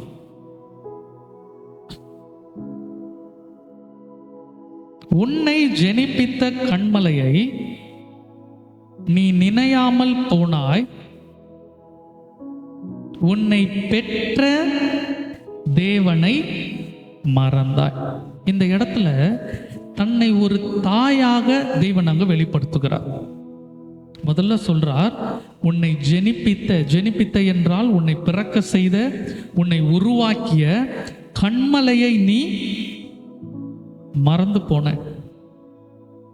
இன்னைக்கு நம்ம சபைக்கு கடந்து வருகிறோம், ஆனா ஆண்டவரை பார்க்க கடந்து வருகிறோமா? ஆண்டவருக்குள்ளாக நாம இருக்கிறோமா? அதை நம்ம ஆராய்ந்து பார்க்கணும். சபைக்கு ஒரு வேலை வந்துடலாம், வெளி தோட்டத்தில் கர்த்தருடைய பிள்ளைகளாய் நம்ம காமித்துடலாம், ஆனா கர்த்தருக்குள்ளாக இருக்கிறோமா என்பதை நாம் ஆராய்ந்து பார்ப்போம். நீங்க அவர் சொல்லுகிறார், உன்னை ஜெனிப்பித்த கர்த்தரை. பாறை என்று சொன்னால் அசையாத ஒன்று. நமக்கு வாழ்க்கையினுடைய ஆதாரம் கர்த்தர் தான். கர்த்தர் தான் நமக்கு ஆதாரம். அதவே நீ மறந்து போயிட்ட. அதான் சொல்ல, தொடர்ந்து வாசிங்க.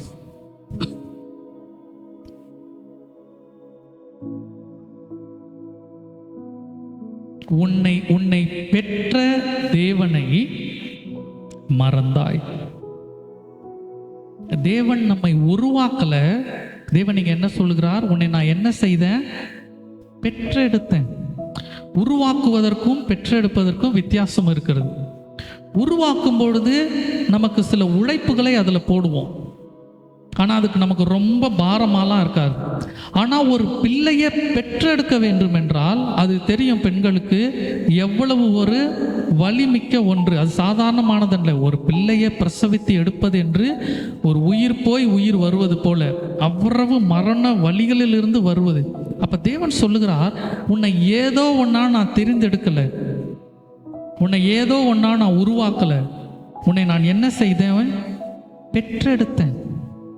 அப்போ நாம் உயிரோடு இருக்கிறோம், நம்ம பலனோடு இருக்கிறோம். கர்த்தரை அறிந்து கொண்டிருக்கிறோம் என்றால் கர்த்தர் அவ்வளவு வலி வேதனை அவ்வளவு தியாகங்கள் மத்தியில நம்மை பெற்று எடுத்தார். ஏன்னா இந்த ரட்சிப்பு நமக்கு எதன் மூலமாக வந்தது? இயேசுவானவர் சிலுவையில் அடிபட்டு ரத்தம் சிந்துனதுனால தான் வந்தது. அவர் தெளிவாய் சொல்லுகிறார், உன்னை சும்மா இல்லை, இவ்வளவு உன்னை விலை கொடுத்து வேதனையோடு நான் உன்னை பெற்றெடுத்தேன், நான் உன் தாயா இருக்கிறேன். ஆனா நீ என்னை என்ன செய்து போன?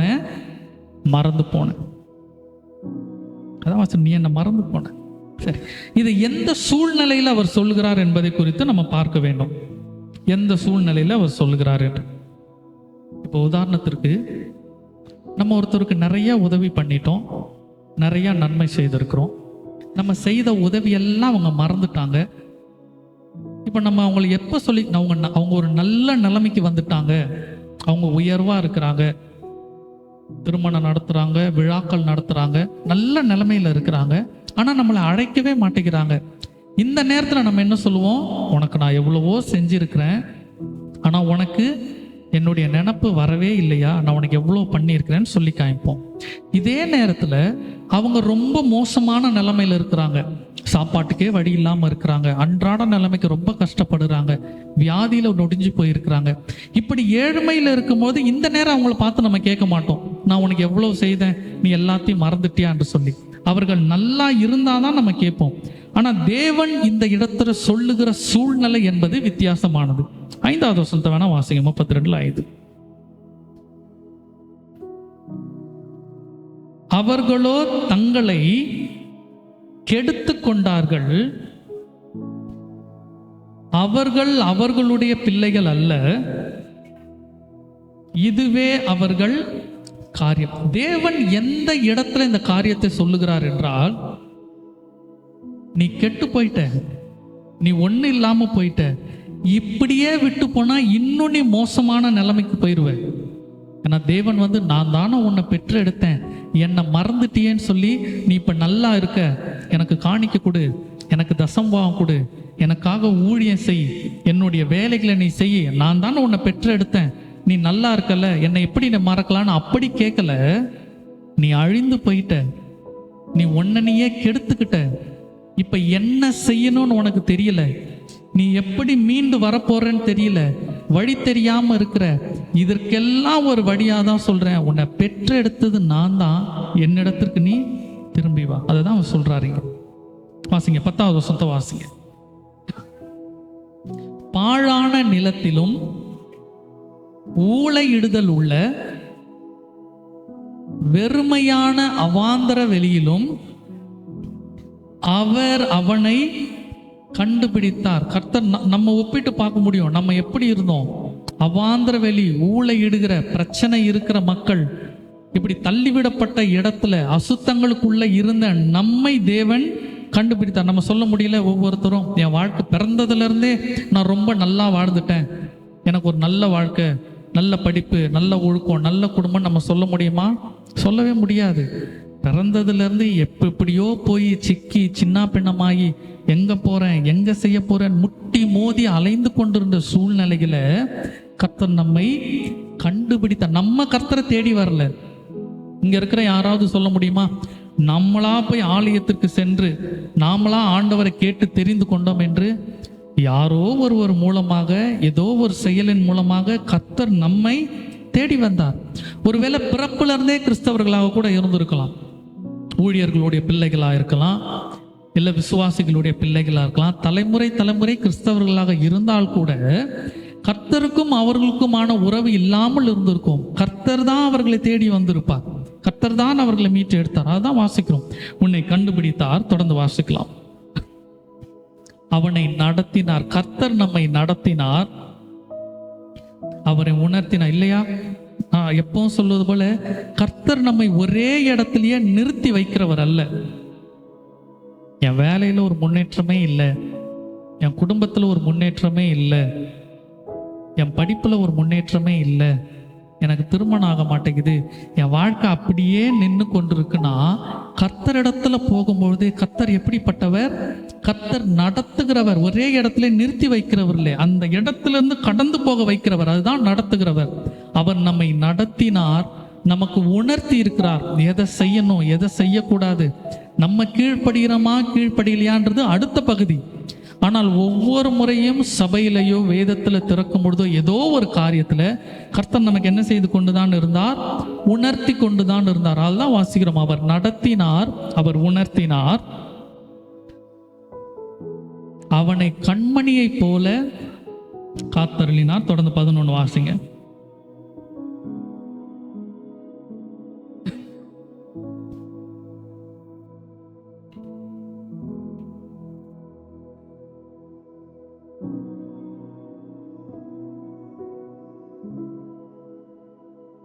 கர்த்தர் ஒருவரே அவனை, அது எப்படி சொல்றாரு பாருங்க, கழுகு சட்டைகளில சுமந்து கொண்டு போவது போல. இது விளக்கணும்னா இது போய்கொண்டே இருக்கும் ரொம்ப அதிகமா. ஏன்னா கழுகு ஒரு குறிப்பிட்ட லெவலுக்கு போகாது, அது ரொம்ப உயரத்துல போகக்கூடியது, பிரச்சனைகளுக்கெல்லாம் மேலே அவளை தாங்கி அவளை பாதுகாப்போட அதில் வாசிக்கும் போது கர்த்தர் ஒருவரே நடத்தினார்.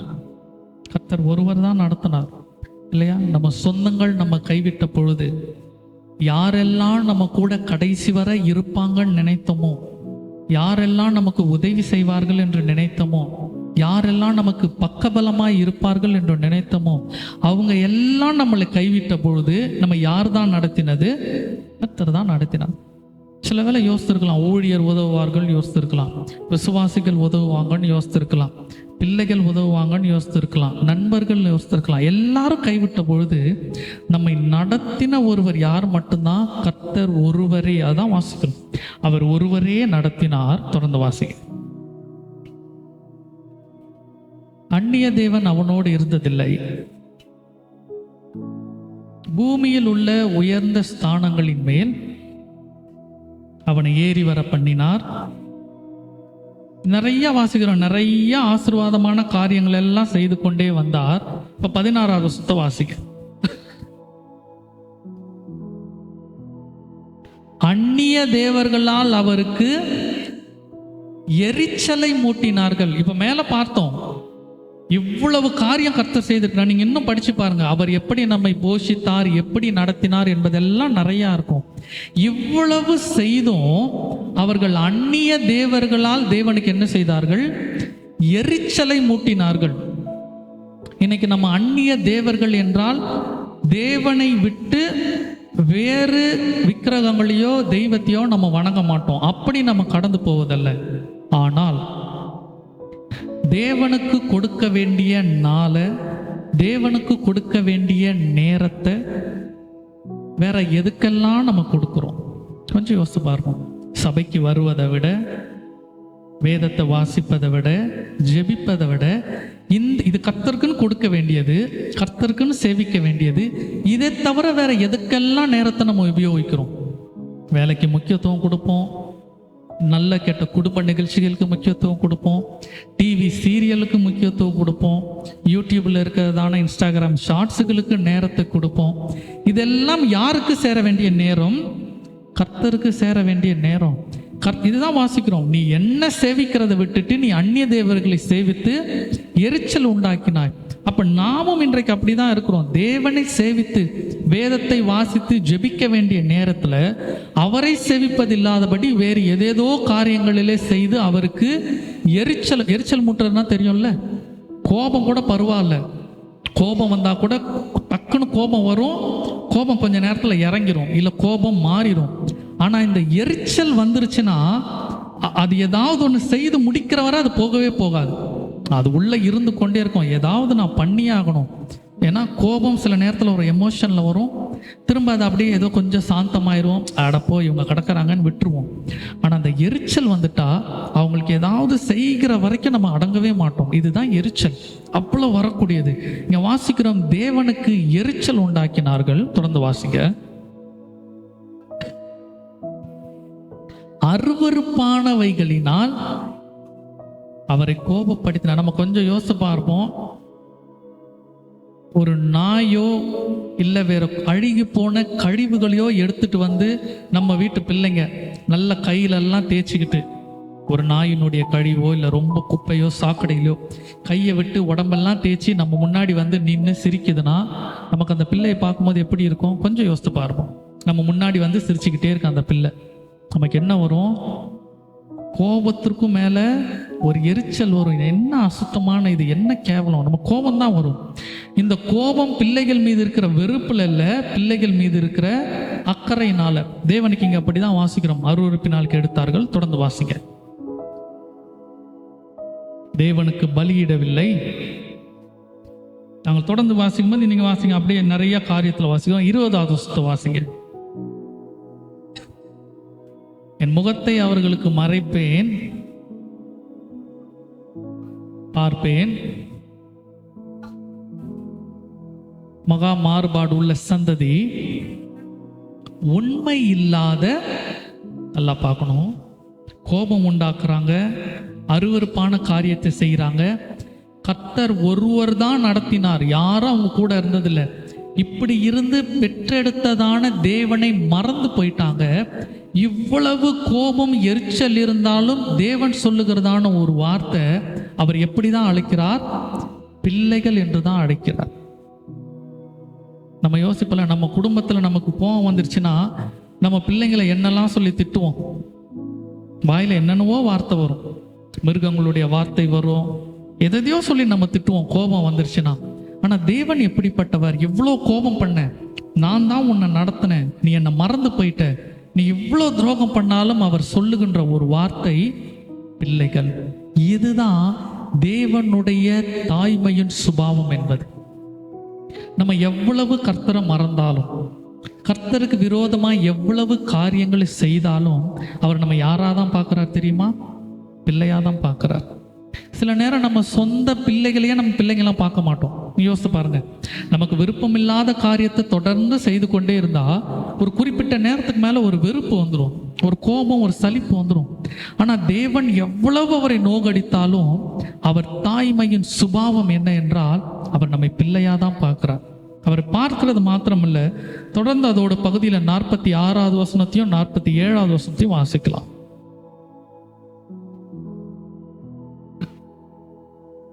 அவர்களை நோக்கி, இந்த நியாய பிரமாண வார்த்தைகளின் படியெல்லாம் உங்கள் பிள்ளைகள் செய்யும்படி கவனமாயிருக்க நீங்கள் அவர்களுக்கு கற்பிக்கும்படி நான் இன்று உங்களுக்கு சாட்சியாய் ஒப்புவிக்கிற வார்த்தைகள் எல்லாம் உங்கள் மனதிலே வையுங்கள். இது உங்களுக்கு வியர்த்தமான காரியம் அல்லவே. இது உங்கள், நல்லா பார்க்கணும், நீங்க வீட்டுக்கு போயிட்டு இந்த அதிகாரத்தை படித்து பாருங்க. தேவன் அவர்களுக்கு எவ்வளவெல்லாம் செய்தார், தேவனுக்கு அவங்க எவ்வளவெல்லாம் மறந்தாங்க, தேவனுக்கு எவ்வளவு கோபம் வருது, இதெல்லாம் அவர் சொல்லி கொண்டு வருகிறார். சொல்லும் பொழுதுதான் இந்த வார்த்தைகள் எல்லாம் ஏன் சொல்லுறேன்னு சொன்னா, இவைகள் எல்லாம் உங்களுக்கு மனசுல வச்சுக்கோங்க, இவைகள் எல்லாம் உங்களுக்கு ஜீவனாய் இருக்கிறது. தொடர்ந்து வாசிங்க. நீங்கள் சுதந்தரித்துக் கொள்ளும்படி சேரும் தேசத்தில் இதனால் உங்கள் நாட்களை நீடிக்க பண்ணுவீர்கள். அப்ப மேல வாசித்தது போல அந்த முதல் வசனத்தை இப்ப பார்த்தது வாசிங்க, அந்த 13வது வசனத்தை வாசிங்க.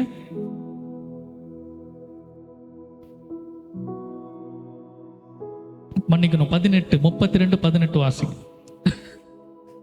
உன்னை ஜெனிப்பித்த கண்மலையை நீ நினையாமல் போனாய், உன்னை பெற்ற தேவனை மறந்தாய். அப்ப தேவன் இந்த இடத்துல எதற்காக வந்து அவர் ஞாபகப்படுத்துகிறார்? நீ என்னை மறந்து போயிட்ட, நீ என்னை விட்டு போயிட்ட என்று சொல்லி எதற்காக ஞாபகப்படுத்துகிறார் என்றால், இழந்து போன, இல்லை என்று சொன்னால் நாம் இனி ஜீவனோடு இருக்க, அநேக வருடங்களுக்கு ஆயுசு நாட்களை நீடிப்பதற்கு நமக்கு இருக்கிற ஒரே ஆதாரம் யார் தான்? கர்த்தர் மாத்திரம் தான். அதை தான் இங்க நினைவுபடுத்துகிறார். இந்த வார்த்தைகள் எல்லாம் உன் மனசுல வைங்க. இது உங்களுக்கு ஜீவனுக்கு ஏதுவானது.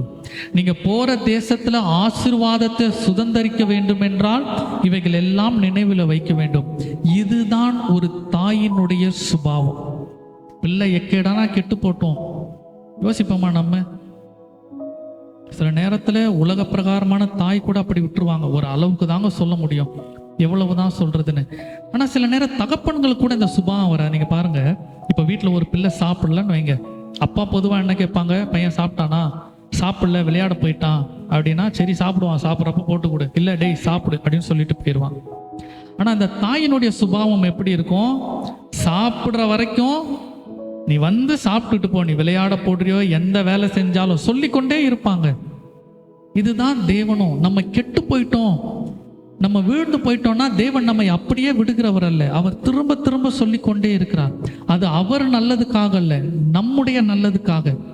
நாம ஆசீர்வாதத்தை சுதந்திரித்துக் கொள்ள, நாம அநேக நாள் ஜீவனோடு வாழ, அதற்காக தான் அவர் சொல்றார், பெற்ற தகப்பனை நீ மறந்து போனேன்னு சொல்லி. இன்னொரு காரியத்தையும் வாசிக்கலாம். ஏசாயா 49வது அதிகாரத்துல 15வது வசனத்தை வாசிக்கலாம்.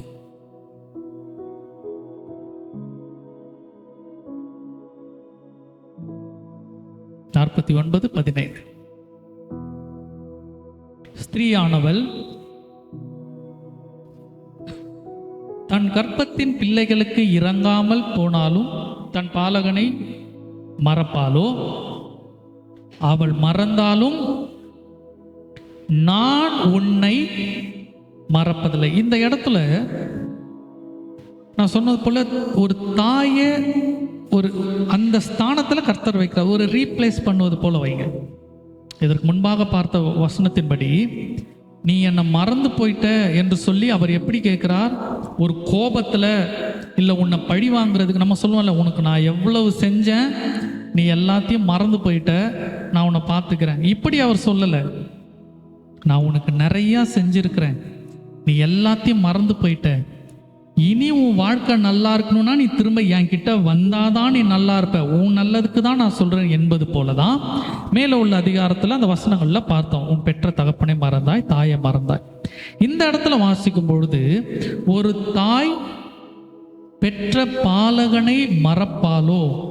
ஒருவேளை அவள் மறந்தாலும் நான் உன்னை மறப்பதில்லை.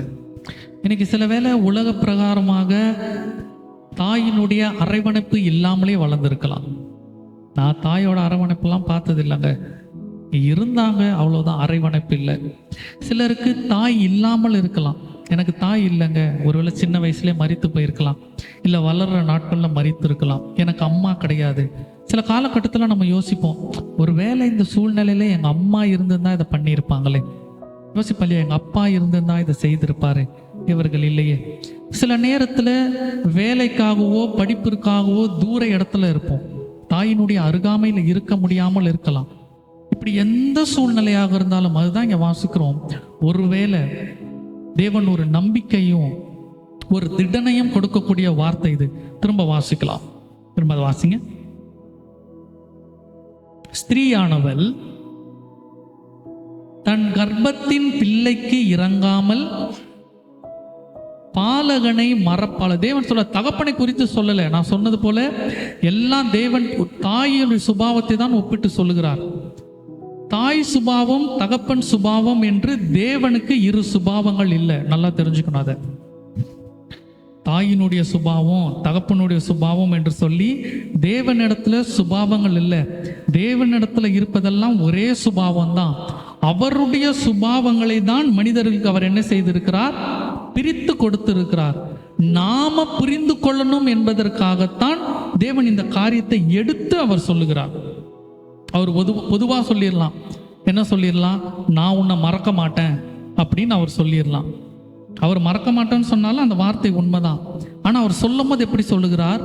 தாய் கர்ப்பத்தில் இருக்கிற தன்னுடைய கர்ப்பத்தினுடைய பிள்ளைய மறந்தாலும் நான் உன்னை மறக்க மாட்டேன்னு ஏன் சொல்றாருன்னா, இப்ப நம்ம ஒப்பிட்டு பார்க்க முடியும். ஒரு தாய் எப்படி பிள்ளைய மறப்பாங்க? தான் சாப்பிட்றாங்களோ இல்லையோ தன்னுடைய பிள்ளையினுடைய நினைப்பாவே தான் இருப்பாங்களே. இப்படி நான் ஒப்பிட்டு பார்ப்பதற்காக தான் கர்த்தர் தாயினுடைய காரியத்தை சுபாவங்களை ஒப்பிட்டு சொல்லுகிறார். அப்ப இதுல பார்ப்பது போல தாய் மறந்தாலும் கர்த்தர் மறக்கிறதல்ல. சில வேளை உங்க பெற்றோர் உங்களுக்கு செய்ய வேண்டிய காரியத்தை செய்யாமல் விட்டிருக்கலாம், இருந்திருக்கலாம், இல்லை இல்லாமல் போயிருக்கலாம். ஆனால் ஒன்று, கர்த்தர் என்ன செய்கிறவர் அல்ல, மறக்கிறவர் அல்ல. அவங்க ஒருவேளை செய்ய விரும்பியும் செய்ய முடியாத சூழ்நிலையில் இருக்கலாம். சிலர் பிரயாசப்படுவாங்க. தானியேலை குறித்து வாசிக்கிறோம். தானியேலை விடுதலை பண்ண வேணும்னு ராஜா பிரயாசப்பட்டாலும் அவனால விடுதலை செய்ய முடியாம போயிடுச்சு. இன்னைக்கு சில நேரம் யோசிப்பாங்க, என் பிள்ளைக்கு இதை நான் செய்யணும்னு நினைக்கிறேன், ஆனா செய்வதற்கான வசதியோ பலனோ வாய்ப்போ என்கிட்ட இல்லை. இப்படிப்பட்டவர்களுக்கு எல்லாம் கர்த்தரிடத்துல ஒப்புவிப்போம். ஆனால் இங்க வாசித்தது போல கர்த்தர் பிள்ளைகளுக்கு இரக்கம் செய்கிறவர். அந்த வசனத்தை திரும்பவும் வாசி. ஸ்திரீயானவள் தன் கர்ப்பத்தின் பிள்ளைக்கு இறங்காமல் தன் பாலகனை மறப்பாலோ, அவள் மறந்தாலும் நான் உன்னை மறப்பதில்லை. சரி, ஏன் மறப்பதில்லை அப்படின்றத குறித்து வாசிக்கலாம். 16வது வசனத்தை வாசிங்க. 13 இருந்தே வாசிங்களேன். 13 வாசிங்க. வானங்களே கெம்பீரித்து பாடுங்கள், பூமியே களிக்கூறு, பர்வதங்களே கம்பீரமாய் முழங்குங்கள். கர்த்தர் தம்முடைய ஜனத்துக்கு ஆறுதல். எந்த ஜனத்துக்கு அவர் ஆறுதல் செய்கிறார்? அவருடைய ஜனங்களுக்கு யாராக இருந்து ஆறுதல் செய்கிறார்? தாயினுடைய ஸ்தானத்திலிருந்து ஆறுதல் செய்கிறார். அதனால்தான் மேல் உள்ள வசனத்தில் வரும்பொழுது, தாய் மறந்தாலும் நான் மறக்க மாட்டேன். தொடர்ந்து வரும்போது தான் சொல்றார், நான் என்ன செய்கிறேன்? ஆறுதல் செய்கிறேன். சரி, இந்த ஆறுதல் செய்கிறதுனால என்ன நடக்கும் என்பதை குறித்து நம்ம வாசிக்கலாம். தொடர்ந்து வாசிங்க. அப்படி சிறுமைப்பட்டிருக்கிற தம்முடையவர்கள் மேல் இரக்கமாயிருப்பார். சீயோனே, கர்த்தர் என்னை கைவிட்டார், ஆண்டவர் என்னை மறந்தார் என்று சொல்லுகிறாய். ஸ்திரீயானவள் தன் கர்ப்பத்தின் பிள்ளைக்கு இறங்காமல் தன் பாலகனை மறப்பாலோ? இப்பதான் சொல்ற, மேல உள்ள வசனத்தை எல்லாம் சொல்றாரு. என்ன சொல்றாரு? நான் ஆறுதல் செய்கிறேன், நான் இரக்கம் பண்றேன். ஒருவேளை நமக்கு கேள்வி வரலாம், இது எப்படி நடக்கும்? ஒருவேளை ஆண்டவர் நிச்சயமாவே இரக்கம் பண்ணுவாரா? ஏன்னா நம்ம சபையில நிறைய வேத வசனங்களை கேட்கிறோம், நிறைய வாக்கு தத்தங்களை கேட்கிறோம். நமக்கு சில நேரம் ஒரு சந்தேகம் வரும், இது நிச்சயமா நடக்குமா, இது நிஜமாலுமே நடக்குமா அப்படின்னு ஒரு கேள்வி வரலாம். அந்த கேள்விக்கு பதிலாக தான் சொல்றாரு, நான் செய்வேன் ஒரே வார்த்தையில சொல்லல, நாம் புரிந்து கொள்ளும்படியாய் விளக்கி சொல்றாரு. ஸ்திரீயானவள் கர்ப்பத்தில் இருக்கிற தன்னுடைய பாலகனுக்கு இறங்க மறுந்தாலும் நான் என்ன செய்வதில்லை, மறப்பதில்லை. அப்படி நான் உனக்கு ஆறுதல் செய்கிறேன். இந்த ஆறுதல் செய்கிறதுனால வர்ற நன்மை என்ன என்று பார்க்கலாம். 16வது வசனத்தை வாசிங்க. இதோ வரைந்திருக்கிறேன், என் முன் இருக்கிறது, தீவிர வருகிறார்கள், உன்னை நிர்மூலமாக்கினவர்களுக்கு,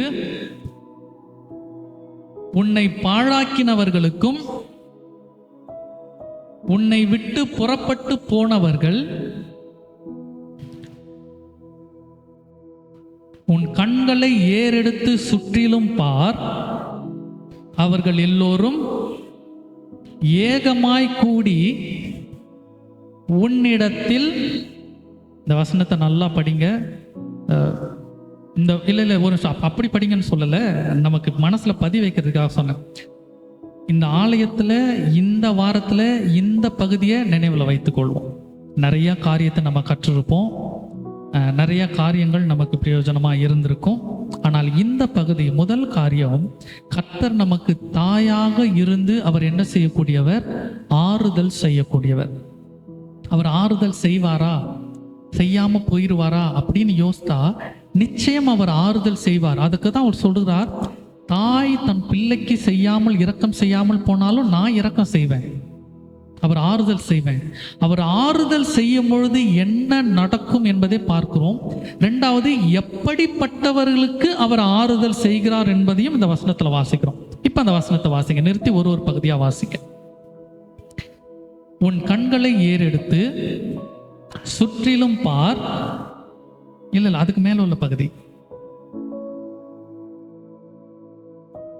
வாசிங்க. இல்ல, உன்னை பாழாக்கினவர்கள், வாசிங்க வாசிங்க. உன் குமாரர் தீவிரித்து வருகிறார்கள். போதும். உன்னை நிர்மூலமாக்கினவர்களும் உன்னை அப்ப நம்ம வாழ்க்கை எப்படி இருக்கு? நிர்மூலமா இருக்கு. நிர்மூலம்னா என்ன தெரியும்ல? ஒண்ணுமே இல்லாமல் இருக்கிறது.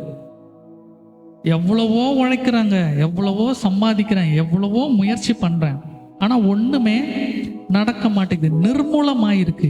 இப்படி நிர்மூலமானவர்களுக்கு தான் தேவன் என்ன செய்கிறார்? தாயாக இருந்து ஆறுதல் செய்கிறார். கைவிடப்பட்ட நிலைமை, நிர்மூலமும் அடுத்து வரும்போது உன்னை பாழா போன நிலைமை. வாழ்க்கை நல்லா இருந்ததுங்க, நல்லா இருந்த வாழ்க்கை ஒரு மாதிரி பாழாயிருச்சு. ஒரு சமாதானம் இல்லை, சந்தோஷம் இல்லை, உடம்புல வியாதி, குடும்பத்துல பிரச்சனை.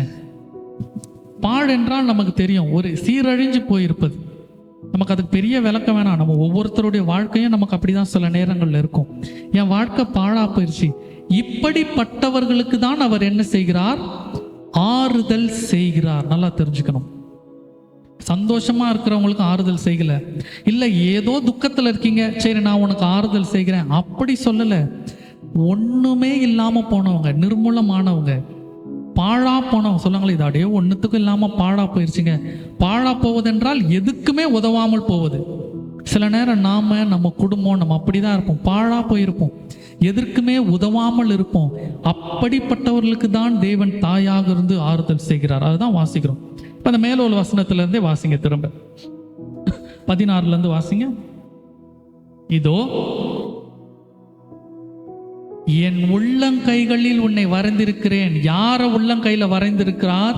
யார் வாழ்க்கை நிர்மூலமாயிருக்கோ, பாழா போயிருக்கோ, யாரெல்லாம் மனிதர்களால மறக்கப்பட்டும் மறுதளிக்கப்பட்டும் இருக்கிறார்களோ அவர்களை உள்ளங்கையில வரைந்திருக்கிறார். சொல்லணும்னா நம்மை அவர் உள்ளங்கையில வரைந்திருக்கிறார். தொடர்ந்து வாசிங்க. என் முன் நிற்கிறது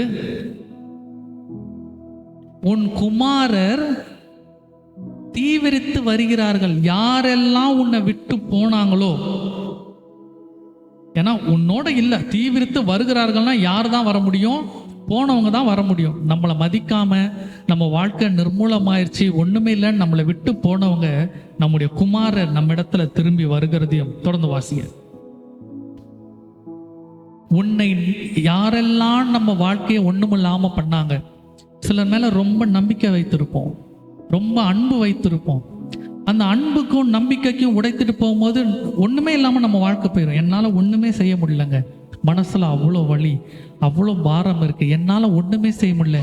யாரோ ஒருத்தர் நம்முடைய வாழ்க்கைய நிர்மூலமாக்கிட்டு போயிட்டாங்க, அவர்கள் திரும்பி வருகிறதையும் தொடர்ந்து வாசிங்க. உன்னை பாழாக்கி, நம்ம நல்லா இருந்த வாழ்க்கைய பாழாக்கிட்டு போயிருப்பாங்க. ஒரு ஆலோசனையை சொல்லி, நம்பிக்கை சொல்லி, வாக்குறுதியை சொல்லி, சில நேரம் நம்ம கிட்ட பணத்தை வாங்கி ஏமாந்துருக்கலாம், ஏமாத்திட்டு போயிருக்கலாம். சில நேரத்தில் நமக்கு நல்லது செய்யறது போல ஏமாத்தி, ஏதோ ஒன்று நல்லா இருந்த நம்ம வாழ்க்கைய குடும்பத்தில் ஏதோ ஒரு பிரச்சனையை ஏற்படுத்தி, ஏதோ ஒன்று சேர்ந்து உடல்லையோ தனிப்பட்ட வாழ்க்கையிலையோ கர்த்தருடைய காரியத்திலோ ஏதோ ஒன்றில் பாழாக்கிட்டாங்க. நம்ம கிட்ட இருந்து நன்மையை வாங்கிட்டாங்க, நம்ம நல்லா இல்லாதபடி செய்து விட்டு போயிட்டாங்க, நம்மளை காயப்படுத்தி விட்டு போயிட்டாங்க, நம்மளை வேதனைப்படுத்தி விட்டு போயிட்டாங்க. இதனுடைய உள்ளடக்கம் தான் உன்னை பாழாக்கி சென்றவர்களும் உன்னை விட்டு புறப்பட்டு போனவர்கள் நம்மளை விட்டு போயிட்டாங்க. எப்பா, இதுக்கு மேல் நம்ம பாழாயிருக்கிறோம், நிர்மூலமாயிருக்கிறோம் என்ற போது நம்ம கூட அவங்க என்ன செய்திருக்கணும்? கூட உடன் இருந்திருக்கணும். என்னானாலும் சரி, நான் கூட இருக்கிறேன், உன்னை கட்டுவதற்கு நான் பிரயாசப்படுறேன், இல்ல உனக்கு துணைக்கு ஆறுதலாவது நான் இருக்கேன்னு சொல்லி கூட இருந்திருக்கணும். ஆனா என்ன செய்துட்டாங்க? விட்டு போயிட்டாங்க. இன்னைக்கு நம்ம வாழ்க்கையில அப்படிதான் இருப்பாங்க. சில நபர்களுக்கு நம்ம நிறைய பிரயாசப்பட்டிருப்போம், நிறைய காரியங்களை நம்ம செய்திருப்போம். ஆனால் நம்ம வாழ்க்கை ஒன்றுமில்லாமல் பாழாய் சீர்கேடான பொழுது அவர்கள் எல்லாம் நம்மை விட்டு என்ன செய்துட்டாங்க? கடந்து போயிட்டாங்க. ஆனால் ஒரு காலம் வரும், கர்த்தர் தாயாய் நமக்கு ஆறுதல் செய்த பொழுது யாரெல்லாம் நம்மை விட்டு போனார்களோ அவர்களெல்லாம் நம்மிடத்திற்கு திரும்ப வரும்படி கர்த்தர் செய்கிறார். அல்லேலூயா. இங்க அதுதான் வாசிக்கிறோம். திரும்ப வாசிங்க அதை. உன்னை விட்டு போனவர்களும் உன் கண்களை ஏறெடுத்து சுற்றிலும் பார், அவர்கள் எல்லோரும் ஏகமாய் கூடி உன்னிடத்தில் வருகிறார்கள். நீ அவர்கள் எல்லோரையும் ஆபரணமாக தரித்து மணமகள் அணித்துக் கொள்வது போல என்று. இது இன்னும் கொஞ்சம் ஆழமான காரியம். யார் திரும்பி வருகிறாங்க, ஏன் ஆபரணமாக இருக்கணும், அது இன்னொரு நாள் நான் சொல்றேன், நமக்கு நேரம் இல்லாதனால. ஆனால் ஒன்று, ஒதுக்கி வைக்கப்பட்டு புறம்பே இருப்பவர்களை நம்மை கர்த்தர் கனப்படுத்துகிறார். தொடர்ந்து வாசிங்க. அப்பொழுது உன் வனாந்தரங்களும் உன் பாழ் இடங்களும் நிர்மூலமான உன் தேசமும்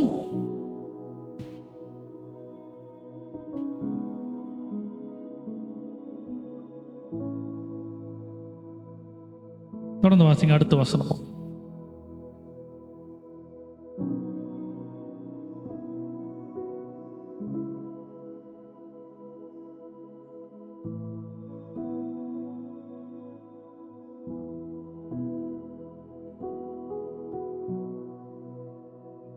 சொல்வார்கள். 19 வாசிங்க.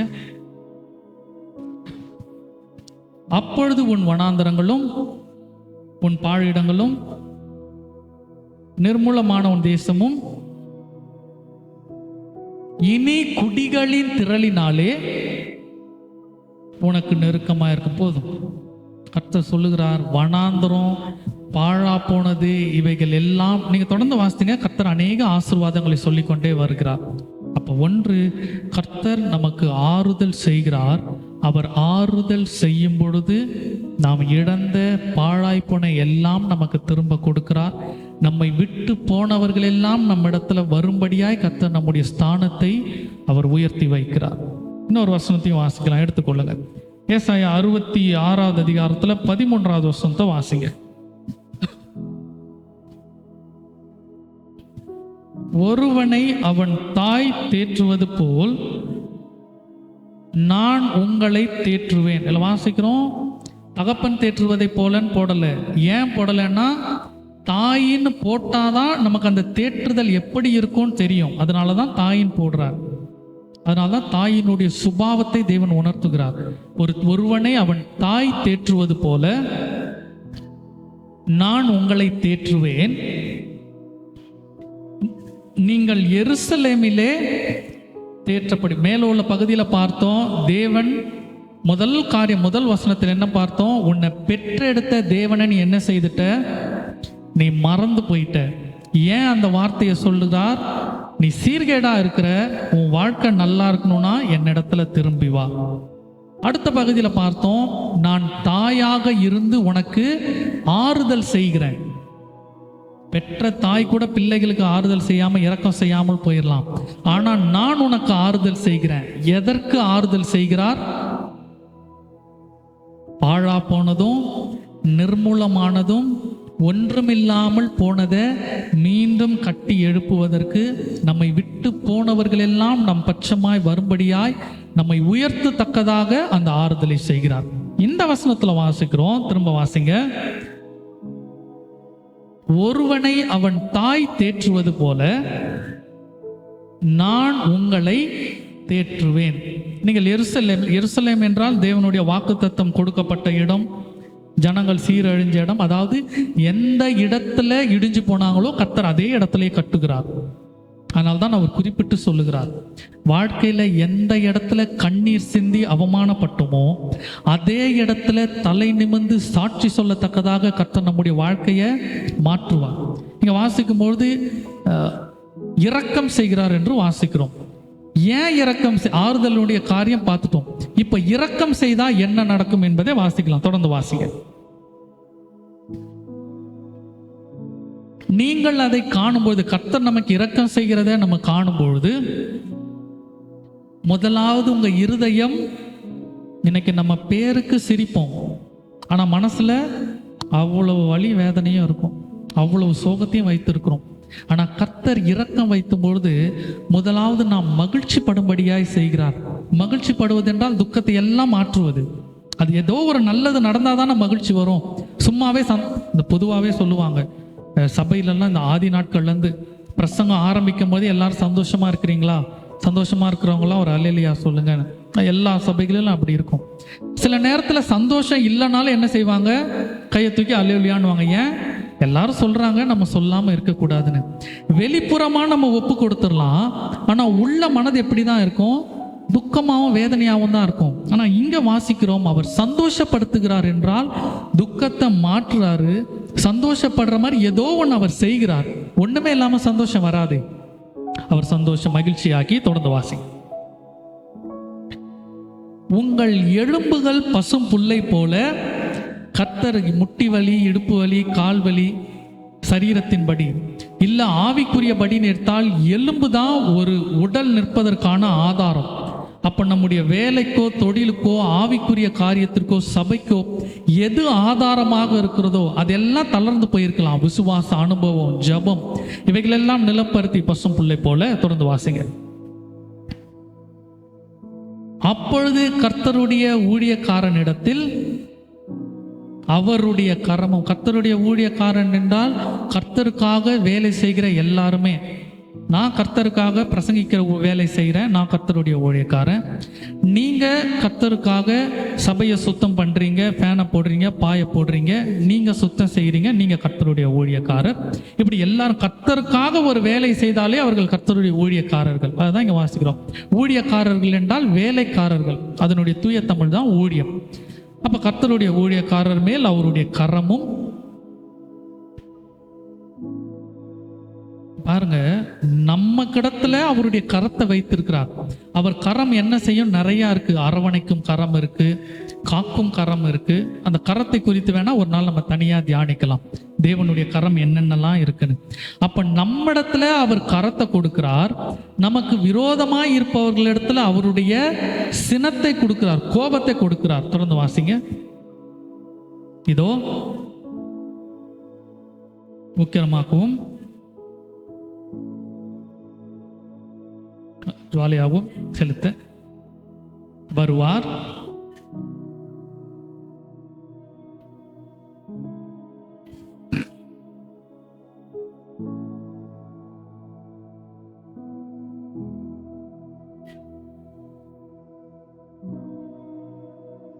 நிறைய காரியத்தை வாசித்து கொண்டே வருகிறோம்.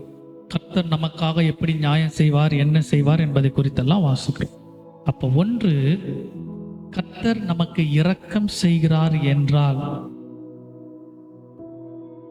நம்மீது அவருடைய கரம் வைக்கப்பட்டிருக்கும். எந்த சேதம் வராது, எந்த தீங்கு வராது, எதை குறித்தும் பயப்பட வேண்டாம். இவை எல்லாவற்றையும் அவர் யாராக இருந்து செய்கிறார்? தாயாக இருந்து செய்கிறார். ஏன்னா இந்த இடத்துலலாம் வெறுமனே சொல்ல, நான் பராக்கிரமம் உள்ள கர்த்தர், நான் பயங்கரமானவர், நான் சர்வ வல்லமை உள்ளவர், நான் உனக்கு இறக்க செய்கிறேன், இப்படி அதிகாரமாலாம் சொல்லலை. அவர் தாழ்மையாக அன்போடு கூட, நான் தாயினுடைய என்கிட்ட இருக்க சுபாவம், நீ தாயின் இடத்துல ஒரு சுபாவம் பார்க்கிறியே, அந்த சுபாவம் என்னிடத்துல வந்தது. நாம் பார்க்கிற உலக தாய்களை விட அதிகமாக அன்பும் நேசமும் கொண்டவர் கர்த்தர். அதான் வாசிக்கணும். இப்ப முதல் காரியம், அவர் தாயாக இருந்து ஆறுதல் செய்கிறார். ஆறுதல் செய்யும் பொழுது நம்முடைய பாழான நிர்மூலமான எல்லாவற்றையும் திருப்பி கொடுக்க, நம்மை உயர்த்த, நம்மை விட்டு போனவர்கள் நம்ம இடத்துல வரும்படியாக கர்த்தர் செய்கிறார். அது நம் கண்கள் காண செய்கிறார். அதான் சொல்ற, உன் கண்களை ஏறெடுத்து பார். நம்ம ஜீவனோடு இருக்கும் பொழுதே நம்ம அதை பார்ப்போம். கர்த்தர் அப்படி அனுக்கிரகம் பாராட்டுவார். அடுத்து, அவர் இரக்கம் செய்யக்கூடியவர். அவர் இரக்கம் செய்யும் பொழுது அவர் கரத்தை நம் மீது வைக்கிறார், நம்மை ஆதரிக்கிறார், நம்மை நடத்துகிறார். கர்த்தர் இந்த வேலையில உலக பிரகாரமான தாய் இல்லாமல் இருக்கலாம், ஆனால் நமக்கு தாயுமாக தேவன் இருக்கிறார். அவர்கிட்ட சொல்லுவான், தேவனே நீங்கள் எனக்கு தாயுமா இருக்கிறீங்க, எனக்கு தகப்பனா இருக்கிறீங்க. தாய் என்னை மறந்துடலாம், தாய் என்னை கைவிடலாம், ஆனால் கர்த்தர் நம்மை ஒருபோதும் கைவிட மாட்டார். நம்ம எல்லாரும் அப்படி கண்களை மூடுவோம், கர்த்தர் நோக்கி பார்ப்போம். தேவன் தாயுமானவர், அவர் தாயுமா இருக்கிறார். அவர் கடிந்து கொள்வர் அல்ல, கோபப்படுகிறவர் அல்ல. உலக பிரகாரமான தாயின் சுபாவம் தெரியும். எவ்வளவு கோபப்படுத்தினாலும், எவ்வளவு எரிஞ்சு விழுந்தாலும் திரும்ப திரும்ப தேடி வந்து பிள்ளைகளுடைய நலனுக்காக, பிள்ளைகளுடைய வாழ்வுக்காகவே ஓடி உழைக்கிறதானவர்கள். இந்த சுபாவம் எல்லாம் தேவனிடத்திலிருந்து பிரித்து கொடுத்ததுதான். அதான் அவருடைய சாயலில் உருவாக்கி ஆணுக்கும் பெண்ணுக்கும் சில பொறுப்புகளையும், சில பணிகளையும், சில கடமைகளையும், சில சுபாவங்களையும் அவர் பிரித்து கொடுக்கிறார். கர்த்தாவே எனக்கு தாயாக இருங்க, நான் உங்களை மறக்கல, உங்களிடத்துல நான் திரும்பி வருகிறேன். நீங்க எனக்கு தாயா இருந்து ஆறுதல் செய்யுங்க, நீங்க எனக்கு தாயா இருந்து இரக்கம் செய்யுங்க. உங்களையே நாங்க முழுவதும் நம்பி இருக்கிறோம். உலக பிரகாரமான தாய் இல்லாமல் இருக்கலாம், ஆனா தேவன் நமக்கு தாயாக இருக்கிறார். நிச்சயமாகவே தேவன் நமக்கு தாயாக இருந்து நம்மை நடத்துவார், ஆசீர்வதிப்பார், உயர்த்துவார். இந்த வார்த்தைகள் எல்லாம் நம் வாழ்க்கையில பலிக்கும் என்ற விசுவாசத்தோடு எல்லா கரங்களை உயர்த்தி கர்த்தரை நம்ம ஸ்தோத்தரிப்போம். ஸ்தோத்திரம், ஸ்தோத்திரம்.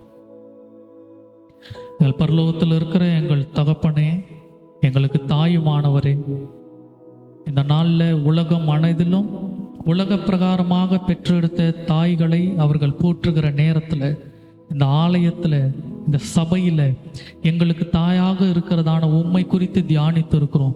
நாங்கள் உங்களை மறந்து இருந்திருக்கலாம். இந்த நாள் நீங்கள் உணர்த்தினதின்படி உங்கள் இடத்திற்கு நாங்கள் திரும்பி வருகிறோம். எங்களை உங்களோடு கூட சேர்த்து கொள்ளுங்க. இந்த நாள் கேட்ட வேத வார்த்தையின்படி தேவன் தாமே இந்த சபையில் இருக்கிற ஒவ்வொருத்தருக்கும் உம்முடைய ஆறுதலையும் உம்முடைய இரக்கங்களையும் கொடுங்க. அதை நாங்கள் காணும்போது மாற்றம் வருமே. ஊழியக்காரர் மீது கரத்தை வைக்கிறேன்னு சொன்னிருக்கிறீங்களே, எங்கள் மீது வைங்க. பாழானது நிர்மூலமானதை திரும்ப கட்டி எழுப்பக்கூடியவராக இருக்கிறீங்களே, செய்யுங்க. இன்னும் அநேக சுபாவங்கள், நன்மைகள் உங்கள் இடத்துல இருக்கிறதே, அதைகள் எல்லாம் எங்களுக்கு காண்பீங்க. எங்களை அரவணைத்து கொள்ளுங்க, எங்களை ஆசீர்வதிங்க. கர்த்தாவே, தொடர்ந்து ஆண்டவரே, எங்கள் சபையில் பலவீனப்பட்டவர்களுக்காக நாங்கள் ஜெபிக்கிறோம். இந்த வாரத்தில் வராத பிள்ளைகளை தேவன் தாமே வரக்கூடிய வாரத்தில் நீங்கள் அழைத்து கொண்டு வாங்க. இந்த நாளில் ஆண்டவரே, பிறந்த நாளை காண்கிறதான ஜென்சி அக்காவுக்காக ஜெபிக்கிறோம். இது நாள் வரையிலும் கர்த்தருக்காகவும் சபைக்காகவும் ஆண்டவரே ஓடுகிற உழைக்கிறதான சுபாவத்தையும் பலனையும் நீர் கொடுத்ததற்காக நன்றி. வரக்கூடிய நாட்களில் இன்னும் அதிகமாக பலப்படுத்துங்க. சொந்த காரியங்களில் ஆண்டவரே இன்னும் தலை நிமிர்ந்து நிற்க இந்த நாள் கேட்ட வேத வார்த்தைகள் எல்லாம் நிறைவேற அந்த குடும்பத்தை நாங்கள் சபையாய் சேர்ந்த ஆண்டவரே இந்த நாளில் வாழ்த்துகிறோம், ஆசீர்வதிக்கிறோம். எங்கள் ஜெபங்களே அவர்களுக்கு ஆசீர்வாதமாய் தேவன் நீங்கள் மாற்றி கொடுங்க. தொடர்ந்து இந்த நாளில், இந்த வாரத்தில் விசேஷ நாளை காண்கிற ஒவ்வொருத்தருக்காகவும் ஜெபிக்கிறோம். உங்களுடைய கரம் அவர்களோடு இருக்கட்டும். 2 சபையை சார்ந்தவர்களுக்காக, பலவீனப்பட்டவர்களுக்காக ஆண்டவரே ராபர்ட்டனுக்காக ஜெபிக்கிறோம். அந்த கால்களிலே உங்களுடைய ஆண்டவரே ரத்தத்தை போடுங்க. இந்த நாளில் நாங்கள் பார்த்தது போல் ஆண்டவரே எலும்புகளை நீர் நிதமுள்ளதாக ஆக்கக்கூடியவராயிற்று. அந்த காலில் ஒரு பரிபூர்ண சுகத்தை நீங்கள் கட்டளையிடுங்க ஆண்டவரே. அது மாத்திரம் இல்லாதபடி இந்த வெயிலின் உஷ்ணங்களோ காலநிலைகள் மாற்றங்களோ எங்களை பாதிக்காமல் காத்துக்கொள்ளுங்க. இந்த ஆலயத்தில் நாங்கள் ஏறெடுத்த ஜெபத்தை எல்லாம் நிறைவேற்றுங்க கர்த்தாவே. மன ரம்மியத்தோடு சமாதானத்தோடு போக உதவி பண்ணுங்க. உங்கள் வார்த்தை எங்களோடு வரட்டும், உங்களுடைய கரம் எங்களை காத்துக்கொள்ளட்டும். அடுத்த வாரத்தில் நாங்கள் ஒன்றாய் சேர்ந்து முகமுகமாய் ஒருவரை ஒருவர் பார்த்து ஆராதனை செய்யும் வரையிலும் எங்கள் தனிப்பட்ட வாழ்க்கையிலோ குடும்பத்திலோ எந்த அசம்பாவிதங்களோ வேதனைகளோ மன கஷ்டங்களோ இல்லாதபடி கர்த்தர் தாமே பார்த்தமே மகிழ்ச்சியாக்குவீர் என்று, அதுபோல இந்த வாரம் எங்களை மகிழ்ச்சியாக்கி ஆசீர்வதித்து காத்துக்கொள்ளுங்க. நீரே எங்களை நடத்துங்க, பொறுப்பெடுத்துக் கொள்ளுங்க. இயேசுவின் நாமத்தில் ஜெபிக்கிறோம் உங்கள் ஜீவனுள்ள நல்ல பிதாவே, ஆமென். என் ஆத்துமாவே கர்த்தரை ஸ்தோத்திரி, என் முழு உள்ளமே பரிசுத்த நாமத்தை ஸ்தோத்திரி. என் ஆத்துமாவே கர்த்தரை ஸ்தோத்திரி, கர்த்தர் செய்த சகல உபகாரங்களையும் மறவாதே, ஆமென். நம்முடைய பிதாவாகிய தேவனுடைய அன்பும் பரிசுத்தாவியின் சமாதானமும் சந்தோஷமும் நம் அனைவரோடும் கூட என்றும் என்றும் சதா காலங்களிலும் இருப்பதாக, ஆமென். அல்லேலூயா, அல்லேலூயா. ஸ்தோத்திரம். கர்த்தர் உங்களை ஆசீர்வதிப்பாராக.